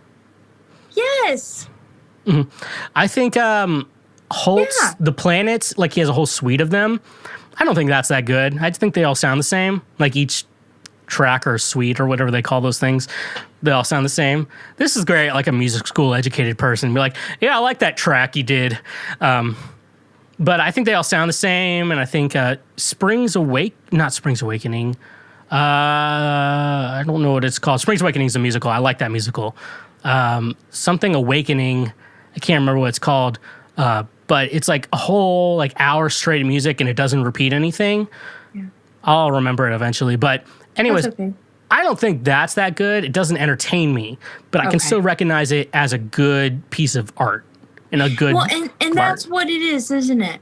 We go from, like, we probably shouldn't get into this because it's kind of controversial, but like, Cardi B's latest effort. Oh, I made a point. I said, I'm going to listen to this thing because anytime I see somebody and they slam an artist or slam a song, then I go listen to it because I want to know for myself. Mm-hmm. And I listen to it and I'm like, yeah, is this extremely dirty? Yeah, but it's one of those tracks you listen to. It's like, oh, that's catchy. Oh, yeah. Do you know what I'm saying? Like, there's so many different angles we can appreciate art. Like, I hear what you're saying. Like, okay, but I recognize that this is art and this is what this expression is. I recognize this is a really fun pop tune and here I'm into it. Or I recognize that this is just a really cathartic rock song. I'm into it. I think it's okay to appreciate things for different reasons. And I love what you said. Yeah, this might not be good from a music school mindset or whatever, but like it's making me feel a certain thing. And I'm just going to enjoy that. Like it comes to a point where you cannot tell people, leave people alone. If they like it, they like it. And that's why I don't fight. My mom really likes the CCM music. Like she'll just like sit and listen to it, which. Sure. That's hard for me to do too. That's hard. Oh yeah. We're emo kids though. So. Oh, we always. Thank you for that. Always. Well, and I enjoy like maybe like worship music more than I do CCM nowadays. Mm-hmm.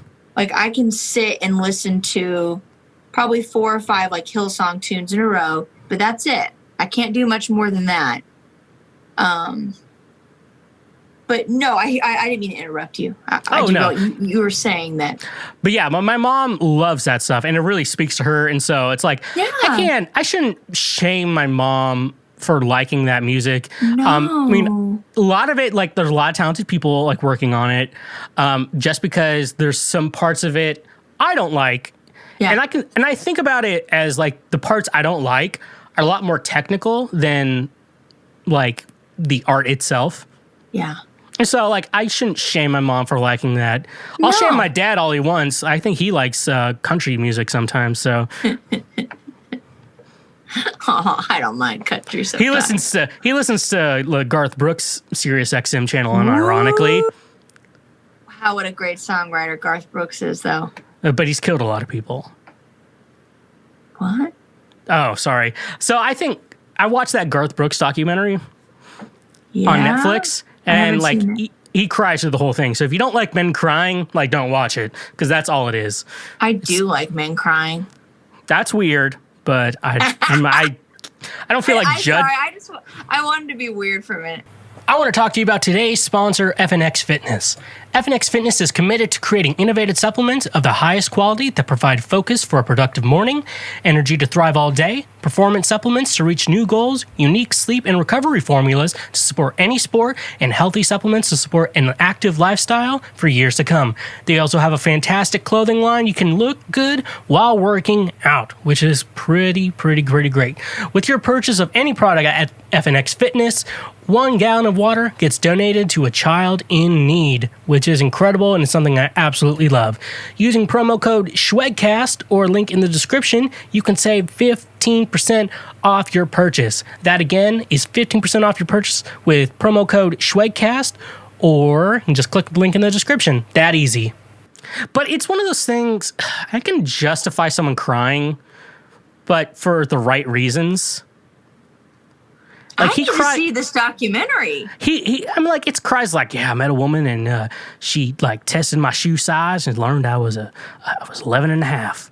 And then he starts crying. I'm like, that's not a reason.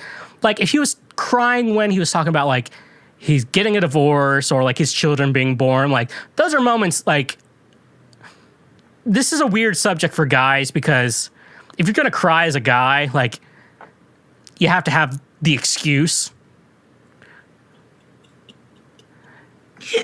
I understand. I mean, women are like, men should cry, but like, yeah, but like pulling an opposite Cardi B, pulling the old DAP, like, let's think about that for a second. Pulling the old Ben Shapiro right there. Sorry. This is very entertaining. I hear what you're saying. So it's what you're saying. I'm very weird on men crying because like, I don't think women really want men to cry because I think some things about women, you know, like you like a man who's like very put together. True. I think it's a part of our patriarchal society. I think it's embedded in us to be like, you know, we talk about progress and things and we want men to be sensitive. But I think there's a part of us when our men do break down, they do fall apart and they do show their flaws, they show their weaknesses, we get angry. And that's wrong. Like that's not fair. I think a part of progress is helping men to have a full emotional scope, just as women we need to have a full emotional scope. We need to be carrying out more assertive masculine qualities, and they need to be allowed to do the opposite. Mm-hmm. Well, I want to say I don't think there's anything wrong with men crying. I'm just saying, thinking on my end, like, women, how attracted are you to a man crying? And most of them are like, I totally hear what you're saying. Mm-hmm. I totally get what you're saying. Like, if you're gonna pull a Ben Shapiro, like, it's at that point. What a character that guy is! My gosh, he talks so fast. I want to say, as someone who's probably descendant of Jews, that if I got to rank all the Jews, our top one is Natalie Portman. Is she Jewish? Yeah, and that's the best part. Like, you don't know. That's why she's the top. Our bottom is Ben Shapiro. Everyone else is in between. Well, and he's an interesting character because I not first heard of him, but first like opened my mind to, okay, what does he have to say on a Joe Rogan podcast? And I was like, all right, okay. But even Joe Rogan's the first to be like, man, I like Ben, but he's not perfect. He's got some silly things sometimes. That's one thing I like about the Joe Rogan show, and I think this is why it's so popular, is he will have just anyone on, and he'll listen to them with a valid point of view. Like, just, he'll sit there. Giving people the benefit of the doubt. Like, he'll have Alex Jones on, and he's not going to, like, shame him for how crazy he is. Like, he's going to listen to him. Obviously, Alex Jones is nuts. Like I said, I think Joe Rogan, and I say this, like, as the, like, Walmart. What's worse than Walmart? I wouldn't say Aldi's, because Aldi's has some good things. Kmart? This is like my show is like the Kmart Joe Rogan show. Like, when's this going to finally end? But I think of him, he's so good at just having conversations with people.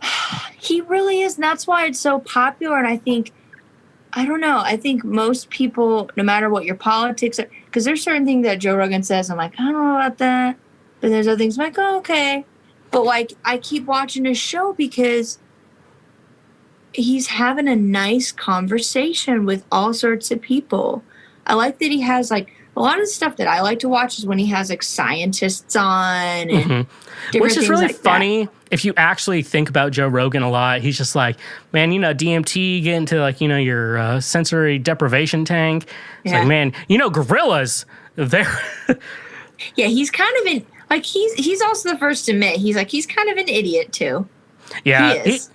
I just like, I think in the world, I mean, I do a podcast, you know, like I just think in the world of podcasts, like he's the best. Like, there's no one gonna. He's the king of podcasts. Like, if you're gonna do podcasts, you probably are going to be into Joe Rogan because he was kind of the guy. He's kind of the guy that opened the door.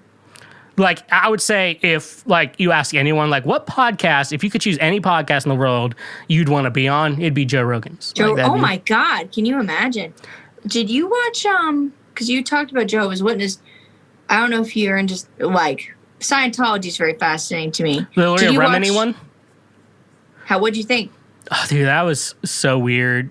Just messed up. You kind of know. I kind of already knew. I mean, I grew up evangelical, so I already knew it was bad. Of course. Yeah. And then but it's like, we didn't know how bad it was. Yeah, I think Leah Remini really brought to the surface just how toxic it is. And then you think for people like Tom Cruise, it's probably pretty great. Well, because he's living like a king. Oh, yeah. He could live like a king if he didn't have Scientology. Yeah, that's true. But freaking Tom Cruise. It's so weird. I don't know. I just feel like, because when I moved to the South and was going to church, there's a lot more prosperity gospel in the South than there is Midwest, I would say. Yeah. That part always kind of annoyed me because I guess my main evangelical time, very, like, a super evangelical, the churches I went to always just had offerings in the back where it's just like, hey, please give it to us if you have it. Like, that's we don't how want ours is too. And I think that's the best option, but I feel like when I moved here, it was kind of like, Lord, please bless this offering. We need to make 6 figures a year. It's like, it's almost like, ooh, that's too much. Yeah. Because I was always donate, like, in a different way. Like, I would just, like, buy things for the church I worked for. I think I bought, like, a mic once for one. I'm like, this is what you need. And that's then, like, they used it. And then they're like, we'll pay you back. I'm like, put it in the fund that you use to, like, try to help people in the community. Yeah. Like, that's what I always tried doing. That's my offering. Yeah. Well, giving the pastor a beer or something like that. Yeah. Well, my old pastor's name is Daniel Schweezy. Him and his wife, Amber, have a church up in Canada now. They did a church plant. But I remember he would always talk about offerings. He's like from kind of is the word I'm looking for, practical way. He's like, there is a reality that we do have to have funds coming in to keep the lights on, to keep to keep the building running. Like, this is a physical building. We're not looking for some crazy profits. Like, he would be very down to earth and real about it. I mean, I think that's something for people to remember. But yeah, there are those types too, that the prosperity gospel gets a little creepy and weird, like the Joel Osteen type mentality. That gets kind of yucky. You got to be careful with that. And I think that's probably why I'm still have somewhat healthy ideas with Christianity, is that my parents are actual good people and they see someone struggling, like, in the church, and like in their church. My dad's like an elder, and so, like, they try to help them as much as they can. And so, what denomination? It's just independent Christian. Oh, okay. So I don't think but that's not considered non-denominational? Oh, non-denominational. That's what I've been out of church. I've been out of church for a minute. So no, you're all good. I'm at a Cumberland Presbyterian church. I hadn't even heard of that denomination. Oh, Presbyterians are the cool ones. I like them. They're pro LGBT, right? Typically, yes. Our church this church environment is the most, like, just every week it's very positive. Mm-hmm. And we're getting a new preacher soon, and he has his own, like, homeless ministry, like, all this stuff.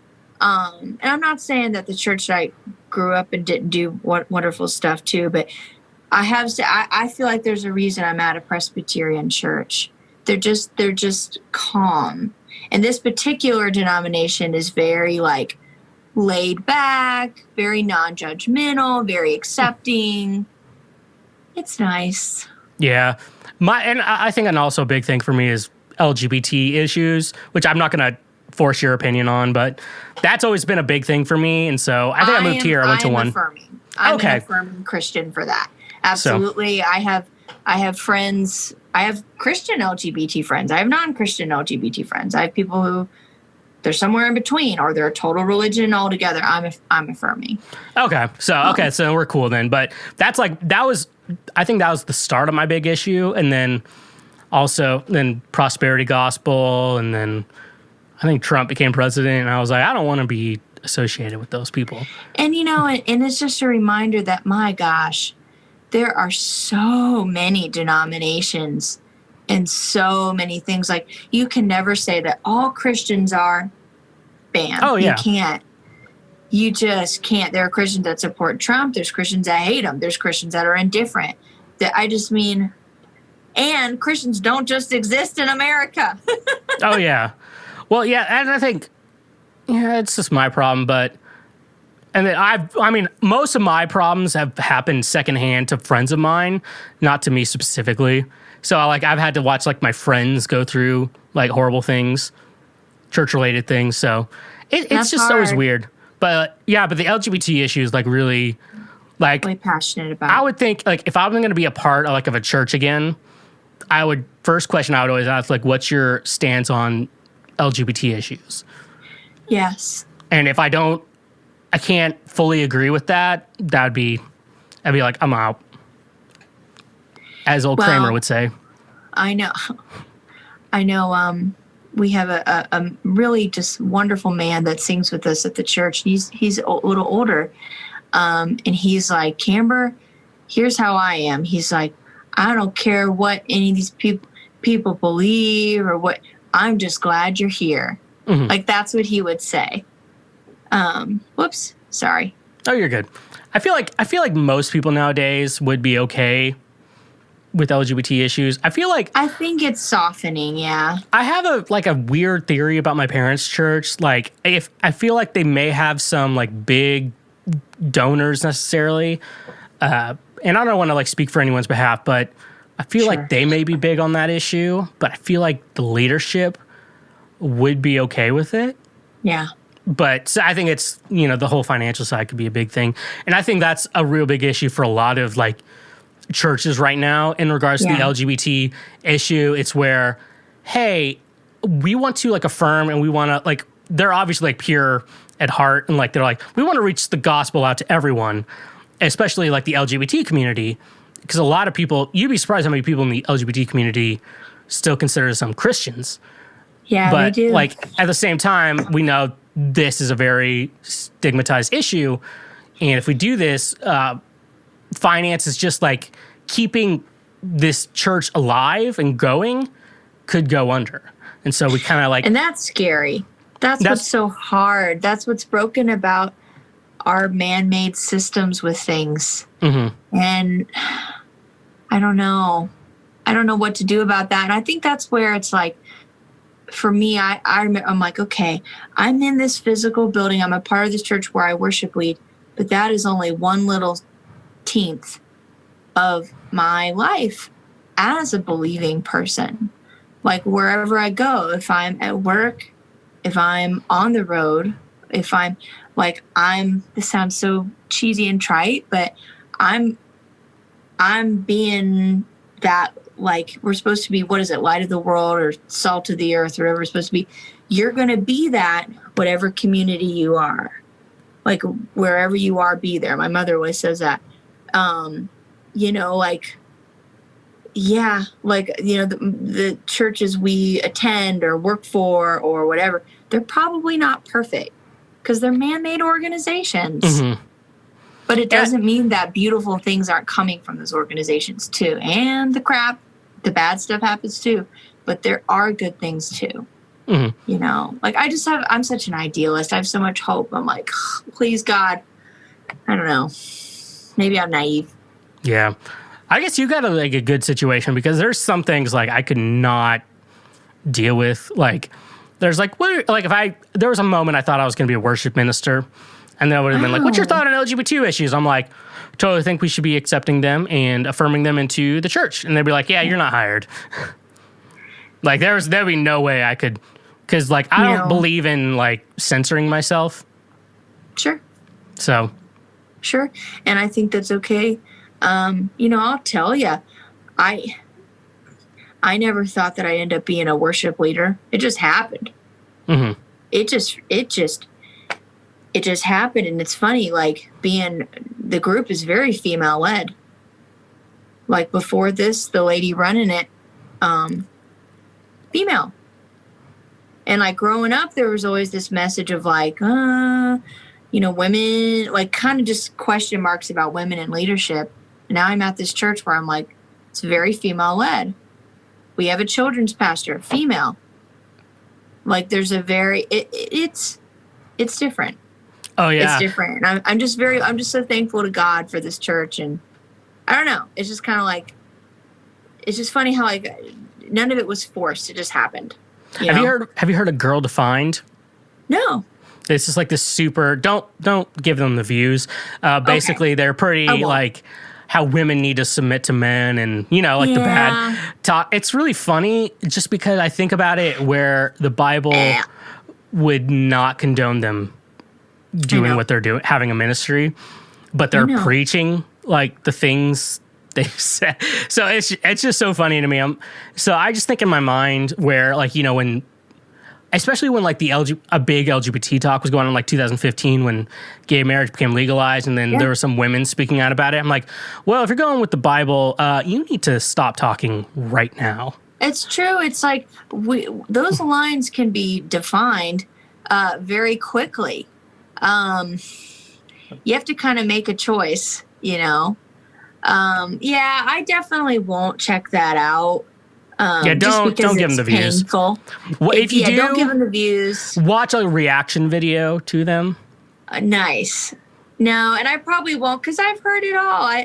Because I went to private Christian school growing up. I mean, I heard a lot of weird things, weird messages about women in church and all these things. And you know what? Like what I've come to find, like all that stuff is just, it's bullshit.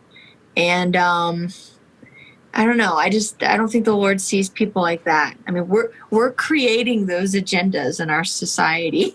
Mm-hmm. We're creating those narratives. It's not scriptural at all. And I think you have to take scripture in context. There's things that were happening culturally in those passages that, that doesn't apply today. About women and was it like the Leviticus? Don't speak, stay silent. Well, all that's. Oh, in the Leviticus gay marriage verse also has something about like mixing fabrics or something like that. There's all sorts of weird stuff. And it's just like you'll follow that, but not the other part in the same book. Like you'll take that literally. It gets to that point, and I think this is so important as Christians. We need to know the heart. What is the heart of Scripture, of Christ? Love one another, love the Lord your God with all your heart and soul. How will they know that you know me? By the love you have for one another, loving your enemies. Mm-hmm. That's it. Oh, and my favorite, we're talking about women and LGBT. There is neither Jew nor Greek, nor slave nor free, male nor female. We are all one in Christ Jesus. That's it. Like, to me, it's as simple as that. But some people would argue with me. That's fine. I mean, yeah. I don't need to convince you. I'm just trying to follow what I believe. So yeah, I think like we're on the same wavelength in regards to spirituality. So we're not like Joe Rogan and Ben Shapiro talking here. It's like, I feel like it's a gynecological condition going on there. This episode is brought to you by Duke Cannon Supply Company's Beer and Bourbon Box. Duke Cannon hails from a simpler time, a time when the term handyman was redundant, a time when chivalry wasn't considered old-fashioned. Duke Cannon's purpose is simple: to make superior quality grooming goods that meet the high standards of hard-working men. In the history of great duos, the partnership of beer and bourbon is even more important to our way of life than mac and cheese and fish and chips. Comes complete with 3 big beer soaps, a delicious scented sandalwood soap made with old Milwaukee beer, a fresh citrus woodsy offering made with Deschutes Fresh Squeezed IPA, and a warm cedar scent made with Budweiser, and 1 big American bourbon soap, a rich oak barrel scented bar made with Buffalo Trace bourbon. A perfect gift for that gentleman who appreciates a fine drink and a distinguished fragrance. Use the link in the description of this episode today, and you're going to get free shipping on your first order over $20. Ben. Man, loosen up. That was just embarrassing himself. That was so funny. Embarrassing. It's rap. It's hip hop. It's extreme. It's art in a way. It is art. It is art. Dude, like if you're taking that literally, oh my God. I want to speak for a man without sisters, and I know he has a sister, classically Abby, but I know I can speak for myself where like female anatomy, I don't know a lot about, so I don't open my mouth to talk about that. Yeah. And I feel like if he's in the same situation, he should not open his mouth. That's just kind of like, Ben, I know you're famous. I know you have a show. You don't have to speak on every single thing. Like, that's my thing. I'm like, that might have been a moment for you to just live and let live. Like, you didn't like the song. Fine. Just so like, lame to be like, it's not, yeah. Sounds like a gynecological condition. Which is like the worst thing to say. Like, what a square. Do you know what I mean? Just like, what a, just, ugh. I do want to say, though, there was a GoFundMe. It might still be active, but to get his wife a vibrator. I'm going to see if I can find it. A friend texted it to me the other day. But you are kidding me. I got to find this real quick. But you're kidding me. It's so funny. No, it's true. They reached so there was like the normal vibrator goal point where like a normal, like, you know, whatever it's called. And then, so they passed that. And then you see here. Oh, I found it. Okay. I just can't even. You found it. Yes, I did find it. And then, so they're buying them just like this ridiculous one. Okay. That's hilarious. Did they reach their goal? Oh, actually, well, not the second tier. So, okay. So I'm looking here. Buy more Shapiro Hitachi. More Shapiro needs a Hitachi, a fantastic personal massager. It can also be used to alleviate tension caused by massive pain in her ass named Ben. Stickers available here.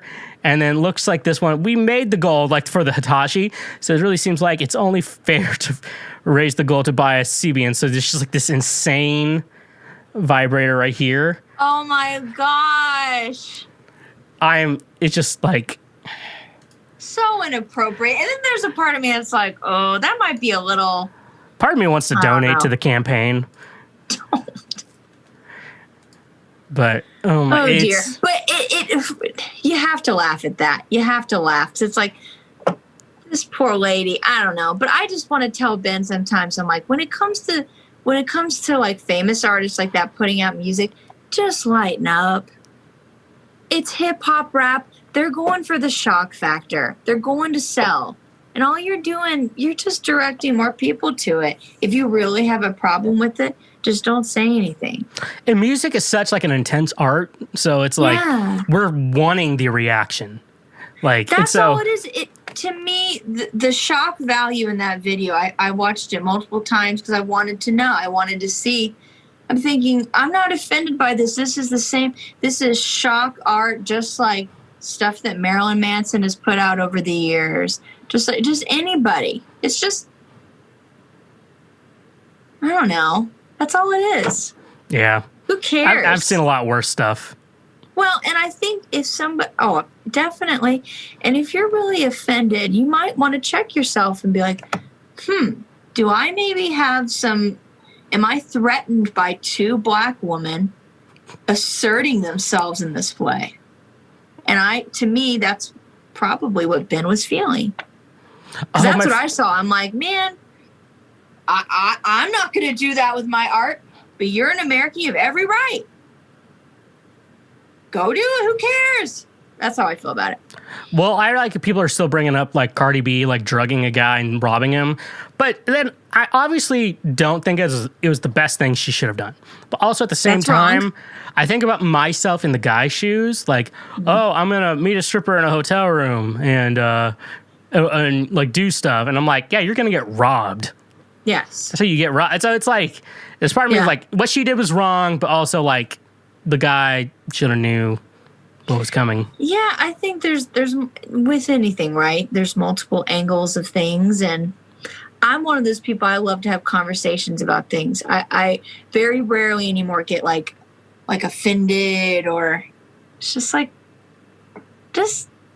okay, let's talk about it. Why is it evoking that reaction? What can we learn from it? You know? Or there are times where it's like, well, I'm not going to listen to that. Good for you. That's it. Mm-hmm. I just mean, and move on. Don't be Ben Shapiro and be just lame. Hitting on that DAP. This show is brought to you by Josh's book. That's right. Josh Casey is my spiritual mentor, the Rob Bell to my Pete Holmes, and also the one I call Cricket, or he's basically my conscience.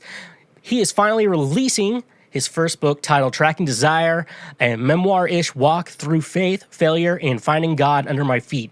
But he needs help getting it published.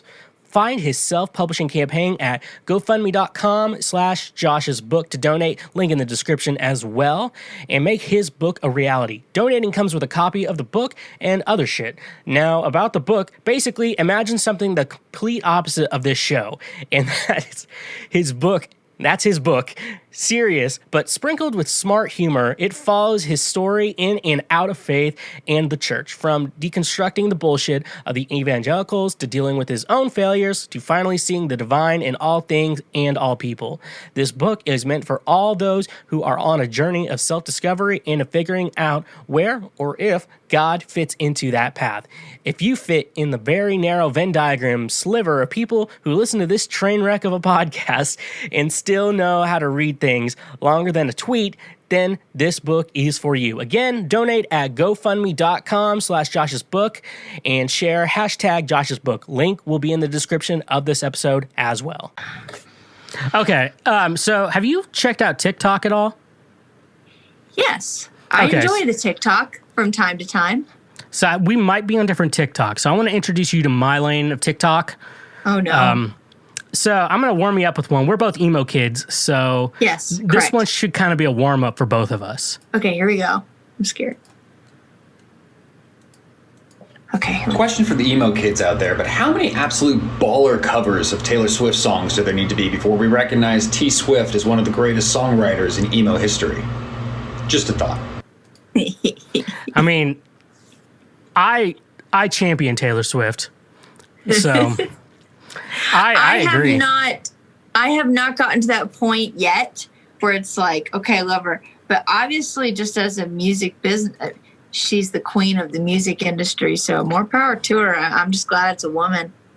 Oh yeah, I wrote a paper on her in college. Did you? So I know too much about Taylor Swift. Okay. I hope one day they make a document, like another documentary on Taylor Swift. They did, but with like people who studied her, you know, talking about her. I hope I can make that documentary. I hope so too. I think it's neat. Her folklore album, I thought that was a really smart move, artistically. Oh yeah, I thought that was really nice, and I have no problems with the T Swift. Everything. Whatever. Do you have a cat? Taylor Swift has cats. I don't have any pets. I must admit, with the quarantine stuff this year, I really wanted a pet. Could I see you as like a cat person? Oh. Which I like cats too. There's a moment I thought I was going to get a cat. Mm-hmm. So there's. I think I should be a cat person, Sam, because I'm so moody. Like I would have moments where I'd want to like cuddle with my cat, but then it's like I'd want the cat to leave me alone too. Cats and are a that's lot what like cats do. Cats are perfect. That's what I need to do. But I'm like, oh, I want a dog, and it's like that's expensive as crap. Dogs, because I like both. Dogs need you a lot more, but cats are like chill. Yep. Like you could train a cat to poop on a toilet. Really? Yeah. So like it's this like weird thing. Let me see if I can pull it up. But it's basically, you start off with like a litter box that's on top of the toilet, so the cat goes in that. Huh. And then after a while, like you, okay, let me see. I found a video. I'm going to pull it up. When I have my own house one day, I think I'm going to get a pet. Yeah, I'm thinking about that too. Okay, here's a video I found on the YouTubes. Okay. Let's watch it. Okay. Oh my God.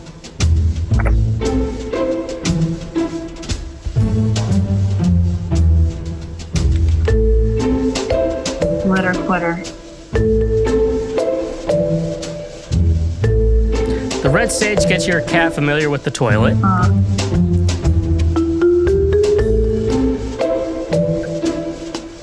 So the cat going in, it's just all sand in there. Interesting.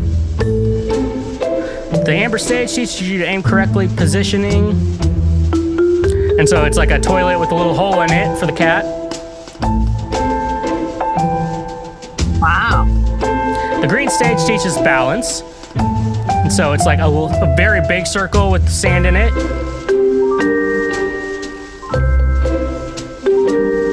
Slowly reduce the amount of litter in the green stage until the cat is ready to use it on its own. And then no litter or anything, no sand. Allow enough time each stage until your cat is comfortable. Litter Kitter costs about $42 on Amazon. If you want to buy one, use our link.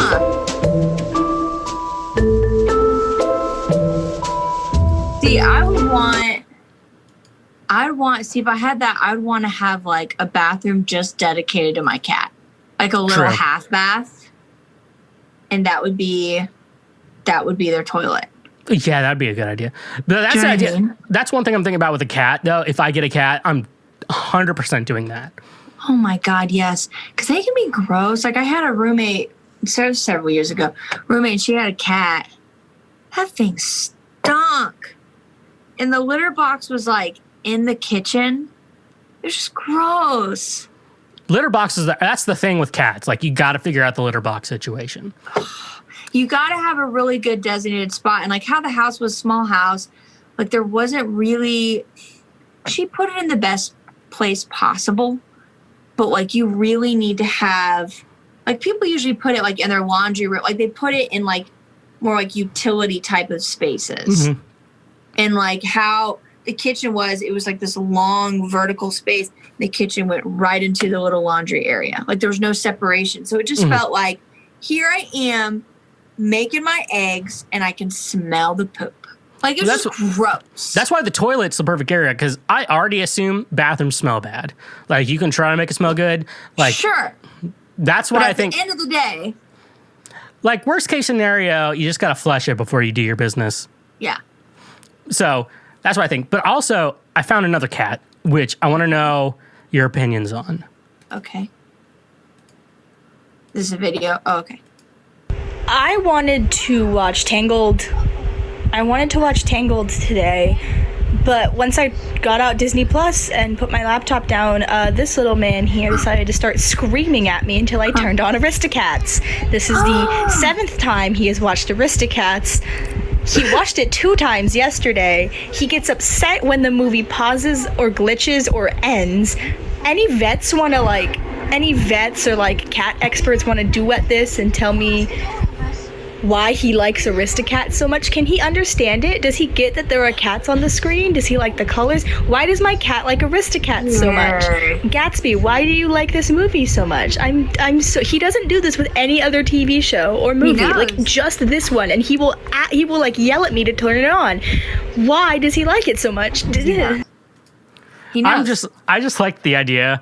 I just remember when me and my brother were kids, we were with my aunt and she had 2 dogs, and we played Oliver and Company, I believe was the movie, and we thought the dogs would like it because it was dogs on screen. Yeah. I don't think they cared too much. So just the idea of like animals enjoying. It's weird.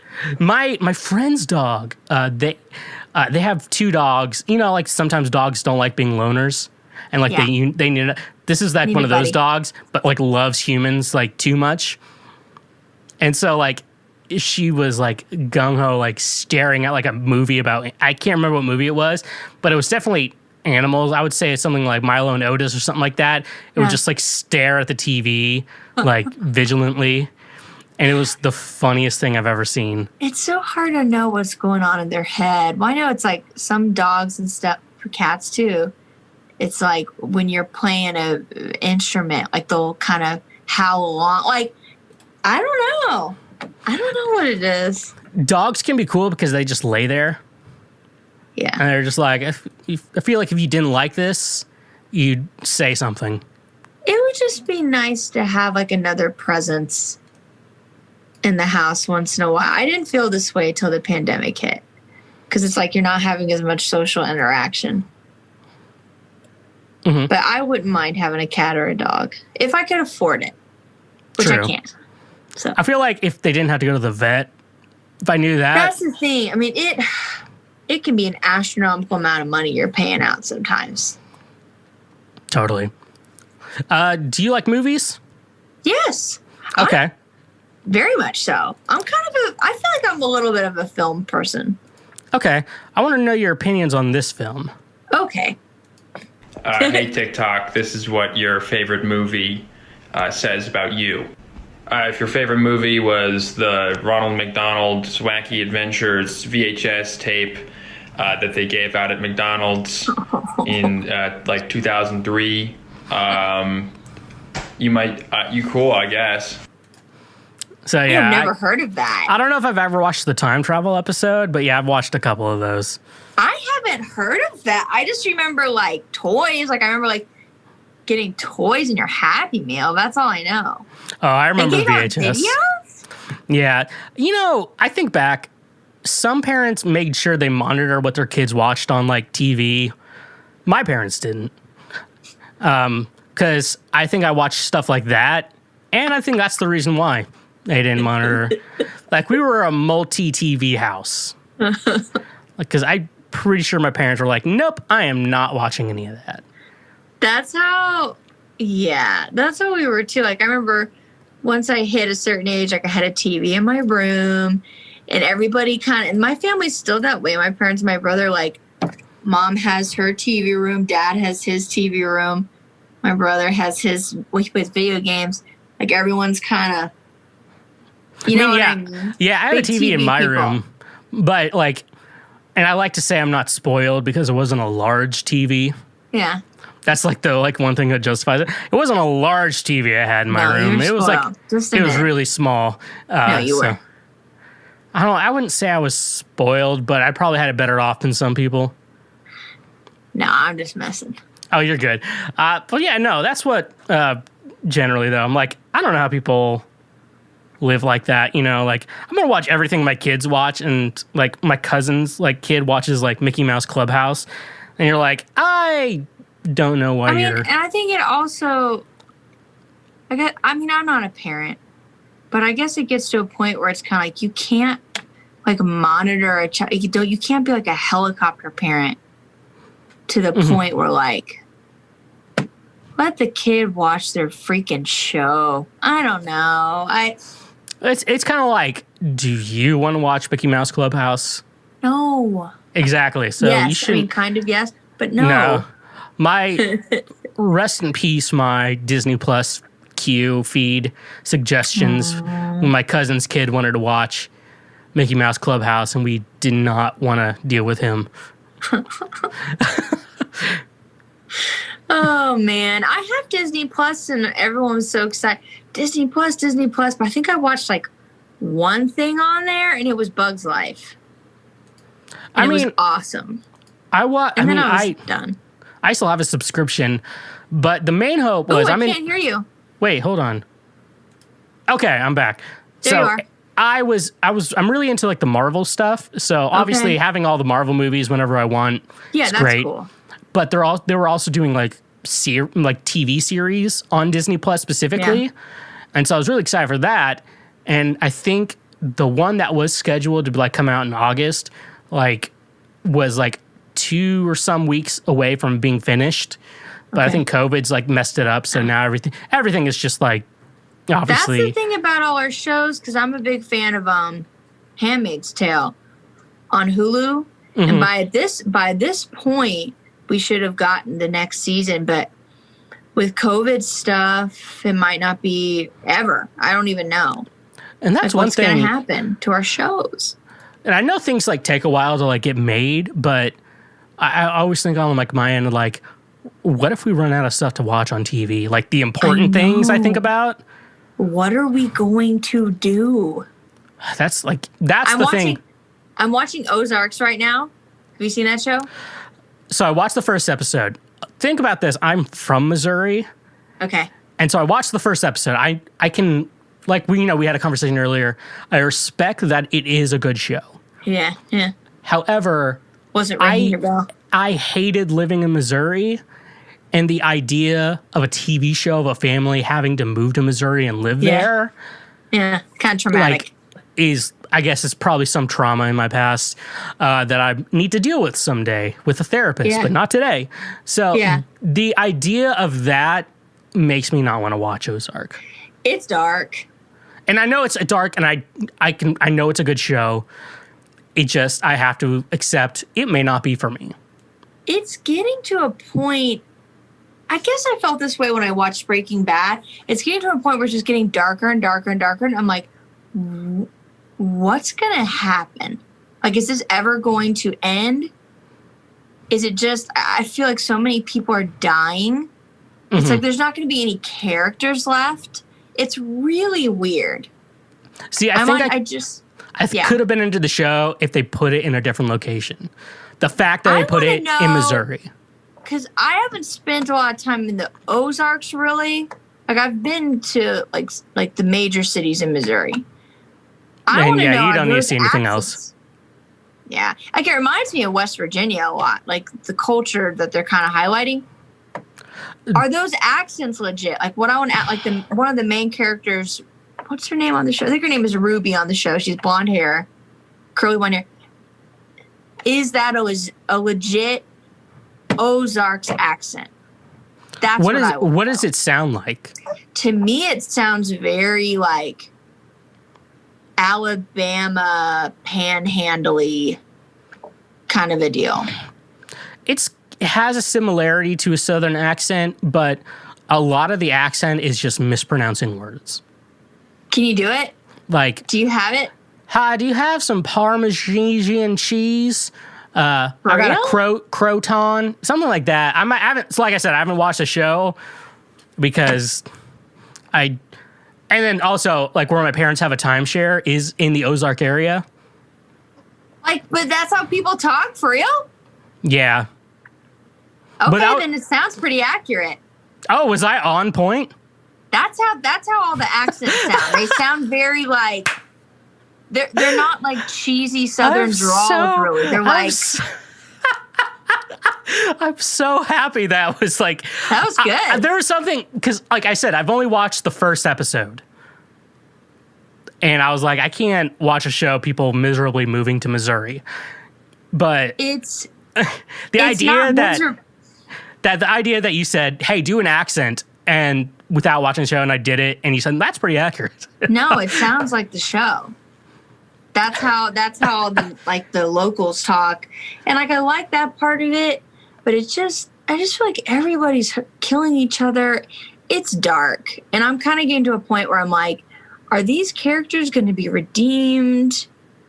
Like what? Because even in Breaking Bad, there was some sort of like redemption. Like there was something there in the end that you could kind of hold on to in a way. Mm-hmm. Like it all kind of just came together. But with this show, I have a feeling that it's just Netflix like drawing you into that bingey, like dopamine hit type of show, and it's never going to end. The only thing I wish with like the Netflix show, because at the end of every Netflix season, they do a teaser for the next season, like a cliffhanger. I wish they would just end the season and like make it the complete story. And then if they're going to do another season, start off. I watched Legend of Korra like before they put it on Netflix. I downloaded it and then watched it. Okay, I haven't seen it. Okay. If you know anything about Avatar, it's that universe. Okay. But anyways, each individual season was its own story arc and ended and didn't cliffhang to the next season. Okay. Which I absolutely loved. Yeah. Because they could end it at any moment. everyone had closure in regards to any storyline they did. That's rare. And so I think if I ran a TV show, that's how I'd do it. I would just... Did you get into Breaking Bad? Oh, yeah. I'd watch Breaking Bad. They had a good ending.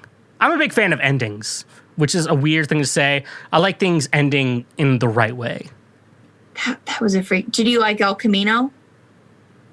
I haven't watched that.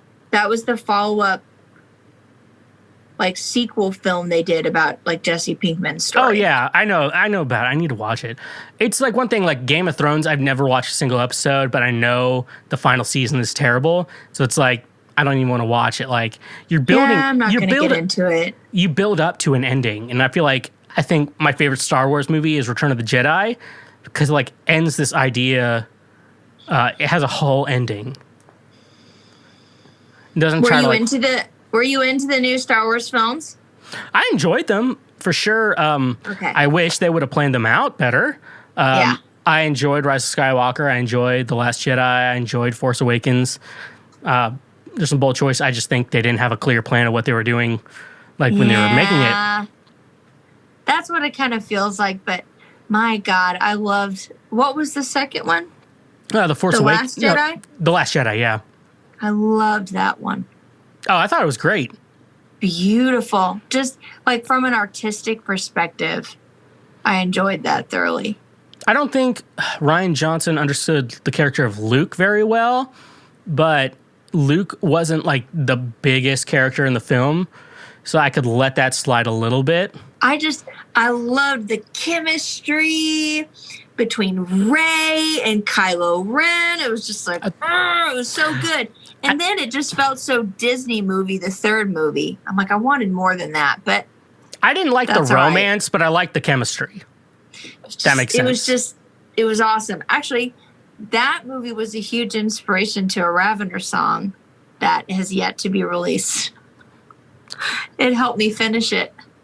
I like it. I mean, I'm a fan of Star Wars, but you're not really a true fan of Star Wars unless you hate the series.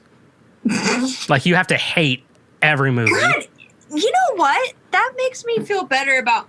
I would get so irritated with my dad and my brother how they would get so, like, hateful about it.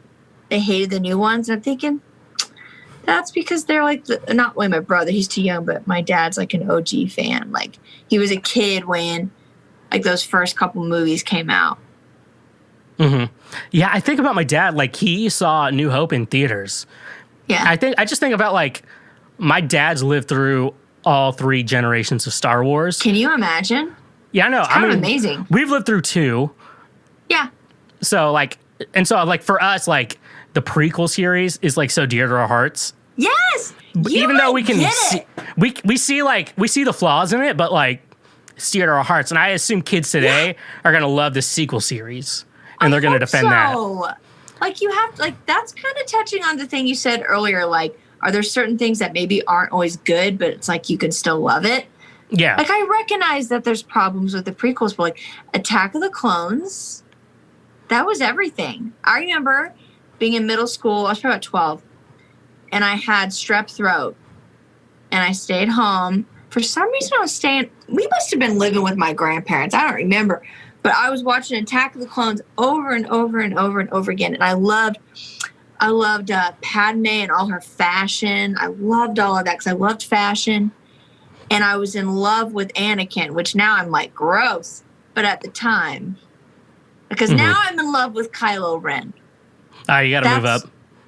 You have to move up. You have to graduate. Yeah, that is weird. With Adam Driver, though. I'm one of those people. He was like, do you love Carrie Fisher? Did you love Natalie Portman? Or do you love Daisy Ridley? That's for the guys. Yeah. And he's like, you have to pick one. And you're like... Did guys... Because I feel like there's a whole community of people who really responded to Adam Driver. Like, we, as women, we loved, like, the dark, twisted character. Did people really respond to Rey? Did guys like Rey? I feel like she's not really like she wasn't exactly like a sex symbol compared to Kylo Ren in a lot of ways. True. In Star Wars standards. Like, I feel like Padme's character kind of was a little bit. Yeah, like it's also a different, like, it's also a different time for women. So they're probably like, You know, like Carrie Fisher, the Jabba the Hutt scene, like the slave outfit, like definitely not going to do that with Rey. Like I feel like I think it was a choice. Yeah, true, but I feel like society, I don't think they don't want to see that again. I mean, there would be a lot of people who do, but like I don't think. But I meant like from like the woke part of our society, whatever. They don't want to see that again, so like they didn't really sexualize Rey. And I'm not saying they were trying to sexualize Kylo Ren, but there's a whole lot of people that are really into that character. Oh yeah, I mean I'm a Rey fan. I could get down with that. Yeah. But interesting. Anyways, I do see one. I have a strong opinion. I found a TikTok. Just want to know your opinion on that. Okay. I don't know about you guys, but I cannot be the only one who has realized that all racists look like they smell like hot dog water. And when I say all of them, I mean all of them. First of all, I can't with that accent. Yeah, the New Jersey. Real? I have friends from New Jersey that don't talk like that. Well, it happens. I don't know. I'm just... Obviously, I'm anti-racist. Obviously. But they do smell like hot dog water. Like, I feel like we can all agree on that. I mean, and yeah, TikTok is TikTok. You got to laugh at stuff. But on a serious note, I'm like, all of that, all the little like bite-sized media about a racist and all this, it's like, I'm not sure how much that's helping. True. Like, I don't think like a racist is going to find that video and be like, I'm not going to be a racist asshole anymore. You know what? I don't want to smell like hot dog water anymore. Do you know what I'm saying? Like, that's my beef with TikTok. I really enjoy TikTok. It does feel like the one platform that's like so much processed media, like just regurgitated media. It's somebody reacting to something else, somebody reacting to that. It's just like, we all agree it's not good content. That's 9 Inch Nails. I'm just a copy of a copy of a copy of a copy. That's freaking TikTok. It's just, I've got TikTok accounts for both of my stuff, but I have not invested to really build it because it just feels like crack, like content crack. Do you know what I mean? Yeah, I mean, I make TikToks, but it's like not good TikToks. Yeah, maybe I just don't get it. Maybe, I don't know. But that's my one problem with it. I just feel like it's not good. Okay. Well, here's I'm not into it. But I do enjoy, I got really into the Chinese street fashion thing a couple weeks ago. I love that. But I love fashion. I enjoy that. Tell me about this TikTok. Do women do this in the bathroom?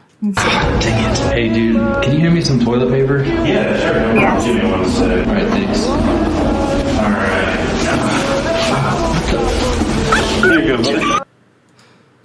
So, yeah, I mean, us guys, like, if we need toilet paper, we just crawl into the stall. That was very funny. Obviously, women wouldn't literally do that, but I have in many situations like, oh, can I have some toilet paper? And you would help a girl out. But, like, no one's going to crawl under the bathrooms. That's funny. I mean, that's what guys do. We need toilet paper. Okay. I was being all okay boomer about TikTok. It's pretty funny. Yeah, if you just got to find the right lane. You got to find the right stuff. I found some good content creators. I'm still figuring out what to do with it as an artist. Like, what's the best way to utilize TikTok? I haven't figured it out yet. I'm still trying to figure out what's the best. You know what I mean? Oh yeah. But you ever notice how like you have to make compromises sometimes? Yes. Okay. Well, here's a compromise I figured out. I saw someone have to make, and I think it's actually makes a lot of sense if I do say so myself.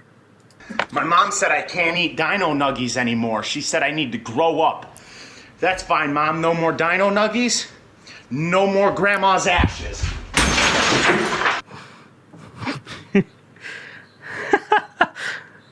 I mean, that's fair. No more dino nuggies, no more grandma's ashes. It's a very specific kind. Like, there's just different kinds of humor. You have to That's good. On a side note, I freaking hate the thing. I don't know where it started when people call nuggets nuggies. You're not saving time. Call them nuggets. I call them nugs. Oh, that's worse. What? You're saying hate it. Nugs, not drugs. Shut up.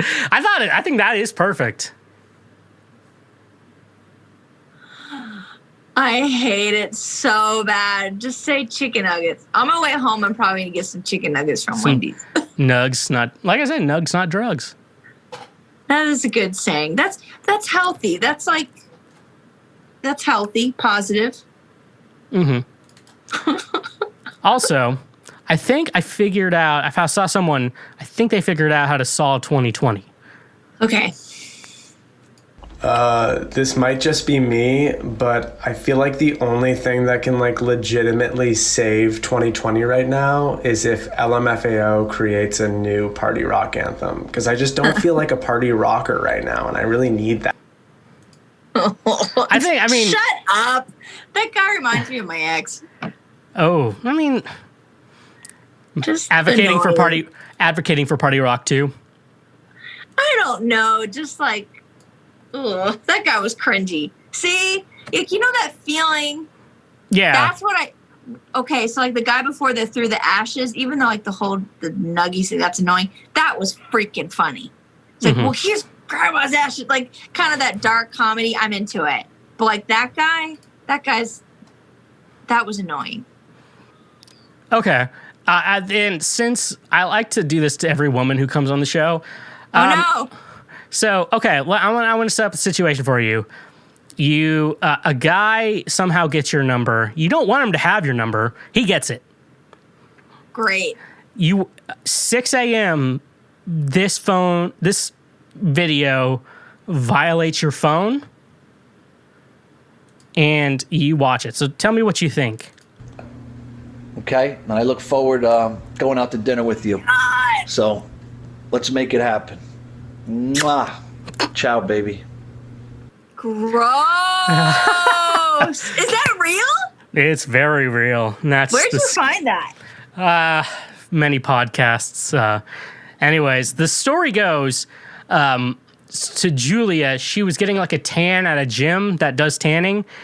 And so he saw her name on the list of people getting tans. And so when she was leaving, he ran out in the parking lot, Julia, Julia, Julia, and assuming it was dark outside, because that's what it sounds like in the story. He's like, Julia, I saw you when, you're the love of my life. I want to cherish you and whatever. He's like, can I get your number to take you out to dinner? And Julia was trying to be smart, and she was like, I'm going to get your number. So he would put his number in her phone, so there would be no communication. Yeah. But he called his number from her phone. That way he had it. He's done this before. And then a few days later, 6 a.m., she gets this violated message. Oh, at that point, first of all, if I had somebody running at me, I'd be getting in my car as fast as I can, drive away. I'm a little confused why she chose to engage with him. I think she thought she might have knew him. Okay. But, he knew her name, so it's kind of one of those things Julia, Julia. My thing is, I'd be scared to death if I got that message. That's creepy. I know, but I love it, everything about it. I love it too. It's hilarious. And I want to cherish you. But I was first of all, he sounds like Christopher Walken. 2, that is not his house. Oh, no, it is. He's actually a construction worker. I don't believe it. That's not his house, and he talks way too much. Shut up. But that's the kind of guy you're getting. I kind of talked to a guy like that this year, and I was just too muchery. Too muchery. And it's kind of you don't even know me. But I think there's people like that. I think there's guys and girls like that where they just they want to be in love so much. They want to be in a relationship so much. They kind of you create this whole thing, and then it gets creepy like that. There is a weird thing with dating, though. I've kind of realized it's like you have to be slow at first, like pretend like you don't care that much, but even though you do, and then like once you're dating, like sending messages like super frequently, that's a normal thing. And I think but we're in a mindset where like doing it at first, you can't do that. Yeah, that preliminary process. But I think it's so hard with all the dating apps and stuff. Stuff is so like fast. Like to me, if you're talking with somebody in real life, that should be a slow process. But on the dating apps, like once I'm like talking to somebody, I know right away, okay, if this is going to be a thing, like if this is going to be anything, we need to go get coffee. And then it's like, there's a limit. Like you don't talk to that person for more than an hour or two. Like, it's sitting in the back of my mind. I want to cherish you, hold you, and I want to build you anything you want, anything. And then there's another part of me. It's like, man, that guy's true. Like maybe take advantage of that. He's going to build me whatever I want. A lot of people I've listened to theorize he has a dark side. Probably. I guarantee there's a dark side. Say it. Hope it's scary. Like that's scary. And we can laugh about it, but it's almost like, oh, I hope that guy hasn't like hurt anybody or anything like that. Yeah. Let's hopefully not. Yeah. Let's see here. Hopefully not. Here's a video I want to show. I need to plug my phone in if we're doing this. But have you ever had an interaction like this? I want to see here. Let's see. Hello, how are you today? Please do not talk to me until I've had my milk and butter. Excuse me, sir. You might be a bitch, but you get a pretty fat ass. What? Has that ever happened? That's happened to me before, but... Wait, what did the second guy say? You may be a bitch, but you got a pretty fat ass. That felt very... I'm being so cerebral when I'm watching this. That felt very, You ever watch, like, Bill Wirtz? I think I might have seen a little bit. He did a lot of, like, animation-type videos, but that almost reminded me of that, like, weird, like, surrealist, absurdist humor. Do you know what I mean? Yeah, maybe a bitch, but you got a pretty fat ass. That's what I hope people say about me at my funeral. Like, here lies Sam. He may have been a bitch, but he had a pretty fat ass. Wait, is that supposed to be a good thing? Is he saying, like, he has a...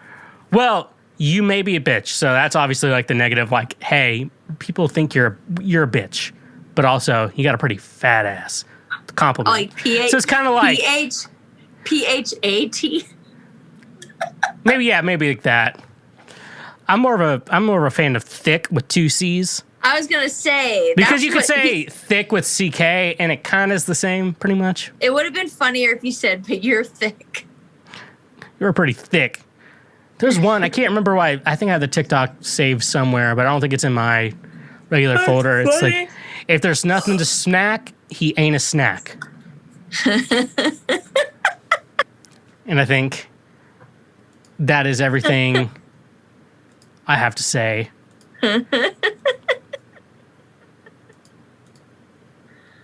Oh, stupid. You know, they released... Actually, no. I want to show you this. Tell me if this has ever happened to you.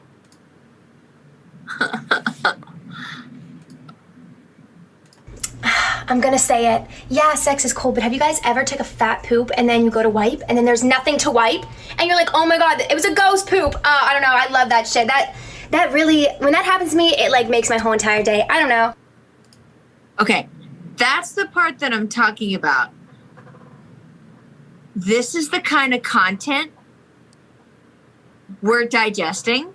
This can't be good for our brain. Isn't our generation having kids right now?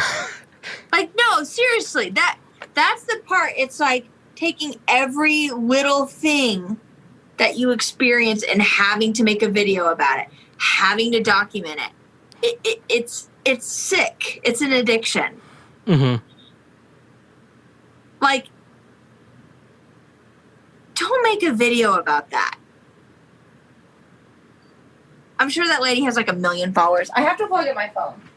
Oh, okay. I don't want to die. But you know what I mean? Like, that's kind of where I draw the line.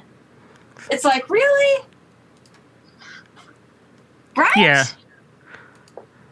Okay. I mean, I want to play this game then. A little game of Smash or Pass. Do you know the rules of that game? no. All right. So Smash or Pass is kind of simple. Like, would you go out with this person? The simple way was, would you go out with this person, or would you pass on them? Like, Okay. not go out with them. Here we go. So, I don't know this guy's name, but I just want you to see here.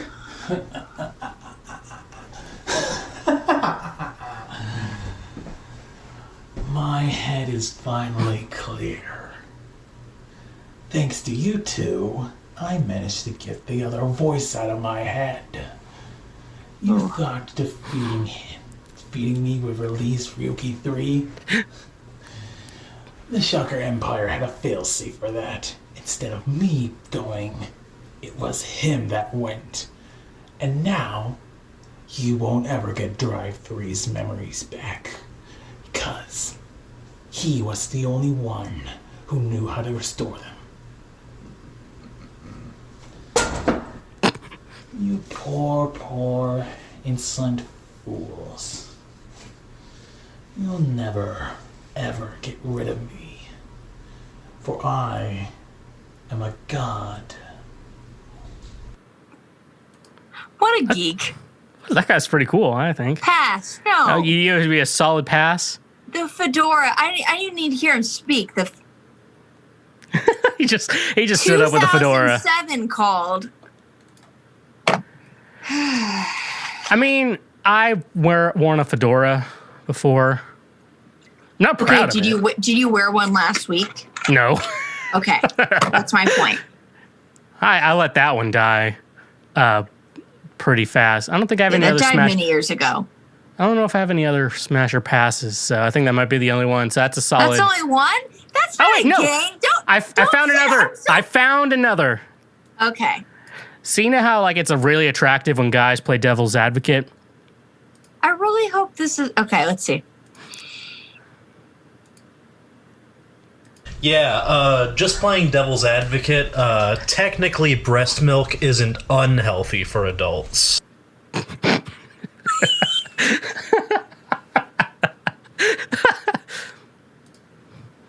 I mean, he has a point. Man, that's a smash.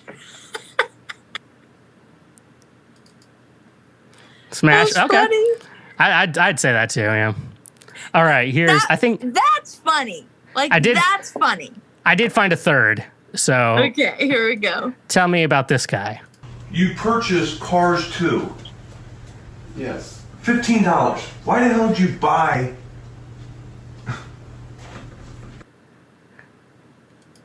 Oh, that's it. Yeah, he bought Cars too. That's cute. That's kind of cute. You'd smash I like that? But it's like $15 he spent. Yeah, I liked it. Yeah, I would. It's earnest. It's Okay. earnest. It's honest. $15 for Cars 2. He's supporting it. Okay. You Even could though it's just the watch worst that on Pixar Disney movie. Plus, but Even though it's the worst Pixar movie. yeah, no kidding. Okay. Cars is great though. I love the first one. So in my list of things, this looks like my last guy. So Okay, tell here me, we go. tell me if we're gonna smash or pass. Okay. Okay, this is a formal request. Do not ask me one more time if I'm straight, gay, or whatever. I identify as a fucking threat. That wasn't funny. I mean, he identifies as a threat. No, that wasn't funny. That was So a pass. that's a pass. Okay. That wasn't So funny. We got like two smashed, 2 pass. I think it's pretty The even. breast milk thing was very funny. I'm going by, is this making me laugh or not? True. Because it's like, if you're going to be around someone for the rest of your life, like, if they're funny, it kind of works out. Sense of humor is very important. That's the problem with online dating. You can't have a sense of humor. you can't. I'm getting sick of it. I feel like I never know what to say starting off. I'm like, hey, how are you? Like, and then you're trying to find something on their profile interesting enough to ask about. Do you follow Trey Kennedy? No, but I think I know who that is. I think he started out on Vine, but like now he does a lot of stuff on Instagram and like probably YouTube, Twitter, whatever. But he had a whole thing about online dating, and it was just talking about the stereotypes with each platform, and they were so accurate. Oh, definitely. Like all the guys on Bumble, for some reason, they're like 5'2", like just weird. Not literally 5'2", but like, I don't know. And just weird, or like you're starting to have a conversation with somebody and then crickets. Mm-hmm. Like just, I don't know. It's a journey. I have found one more Smasher Pass. Yay! In my contrapt. This guy's a big fan of Spider-Man in the Marvel Cinematic Universe. So hopefully you like that. Points. Here we go. Spider-Man, does whatever a spider can.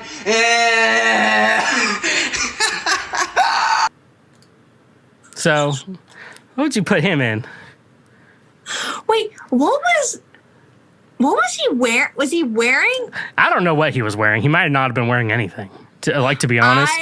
I loved how bizarre that was. So that's a smash? I think so. Okay. So, let's just get in the feel on these really cool guys. These really cool guys I find on the internet. So they're not cool. They are to me. They have too much time on their hands. None of them have jobs. Well, no one has a job right now. It's true. But anyways. But I don't want to keep you all night, so I might let you go. Okay, so Raviner's releasing new music, and your solo stuff's releasing new music? Yes. I've been releasing these acoustic singles. I'm putting out another one September 18th. I don't have an exact date for the next Raviner single, but it'll be before the year ends. Okay, cool. Where can we follow everything at? Everything for Raviner, like on social media. Yeah. Everything should be under Raviner Band. I had to make a new Twitter account because something happened with their old account. It got suspended. Cannot figure out why. I have been trying for months to get it fixed. That sucks. So I had to start over. That is under RVNR Band. And all my other stuff for my solo stuff is under Kamber Music. Awesome. So everywhere, Spotify, SoundCloud, Bandcamp, YouTube, literally everything. It's there. Awesome. Well, I champion you as Nashville's best rock band, and so does Alternative Press. So basically the same people are saying the same thing. But anyways, but yeah, thank you so much for coming on, and glad we got this scheduled in. This was so much fun. Thank you. No problem. Bye.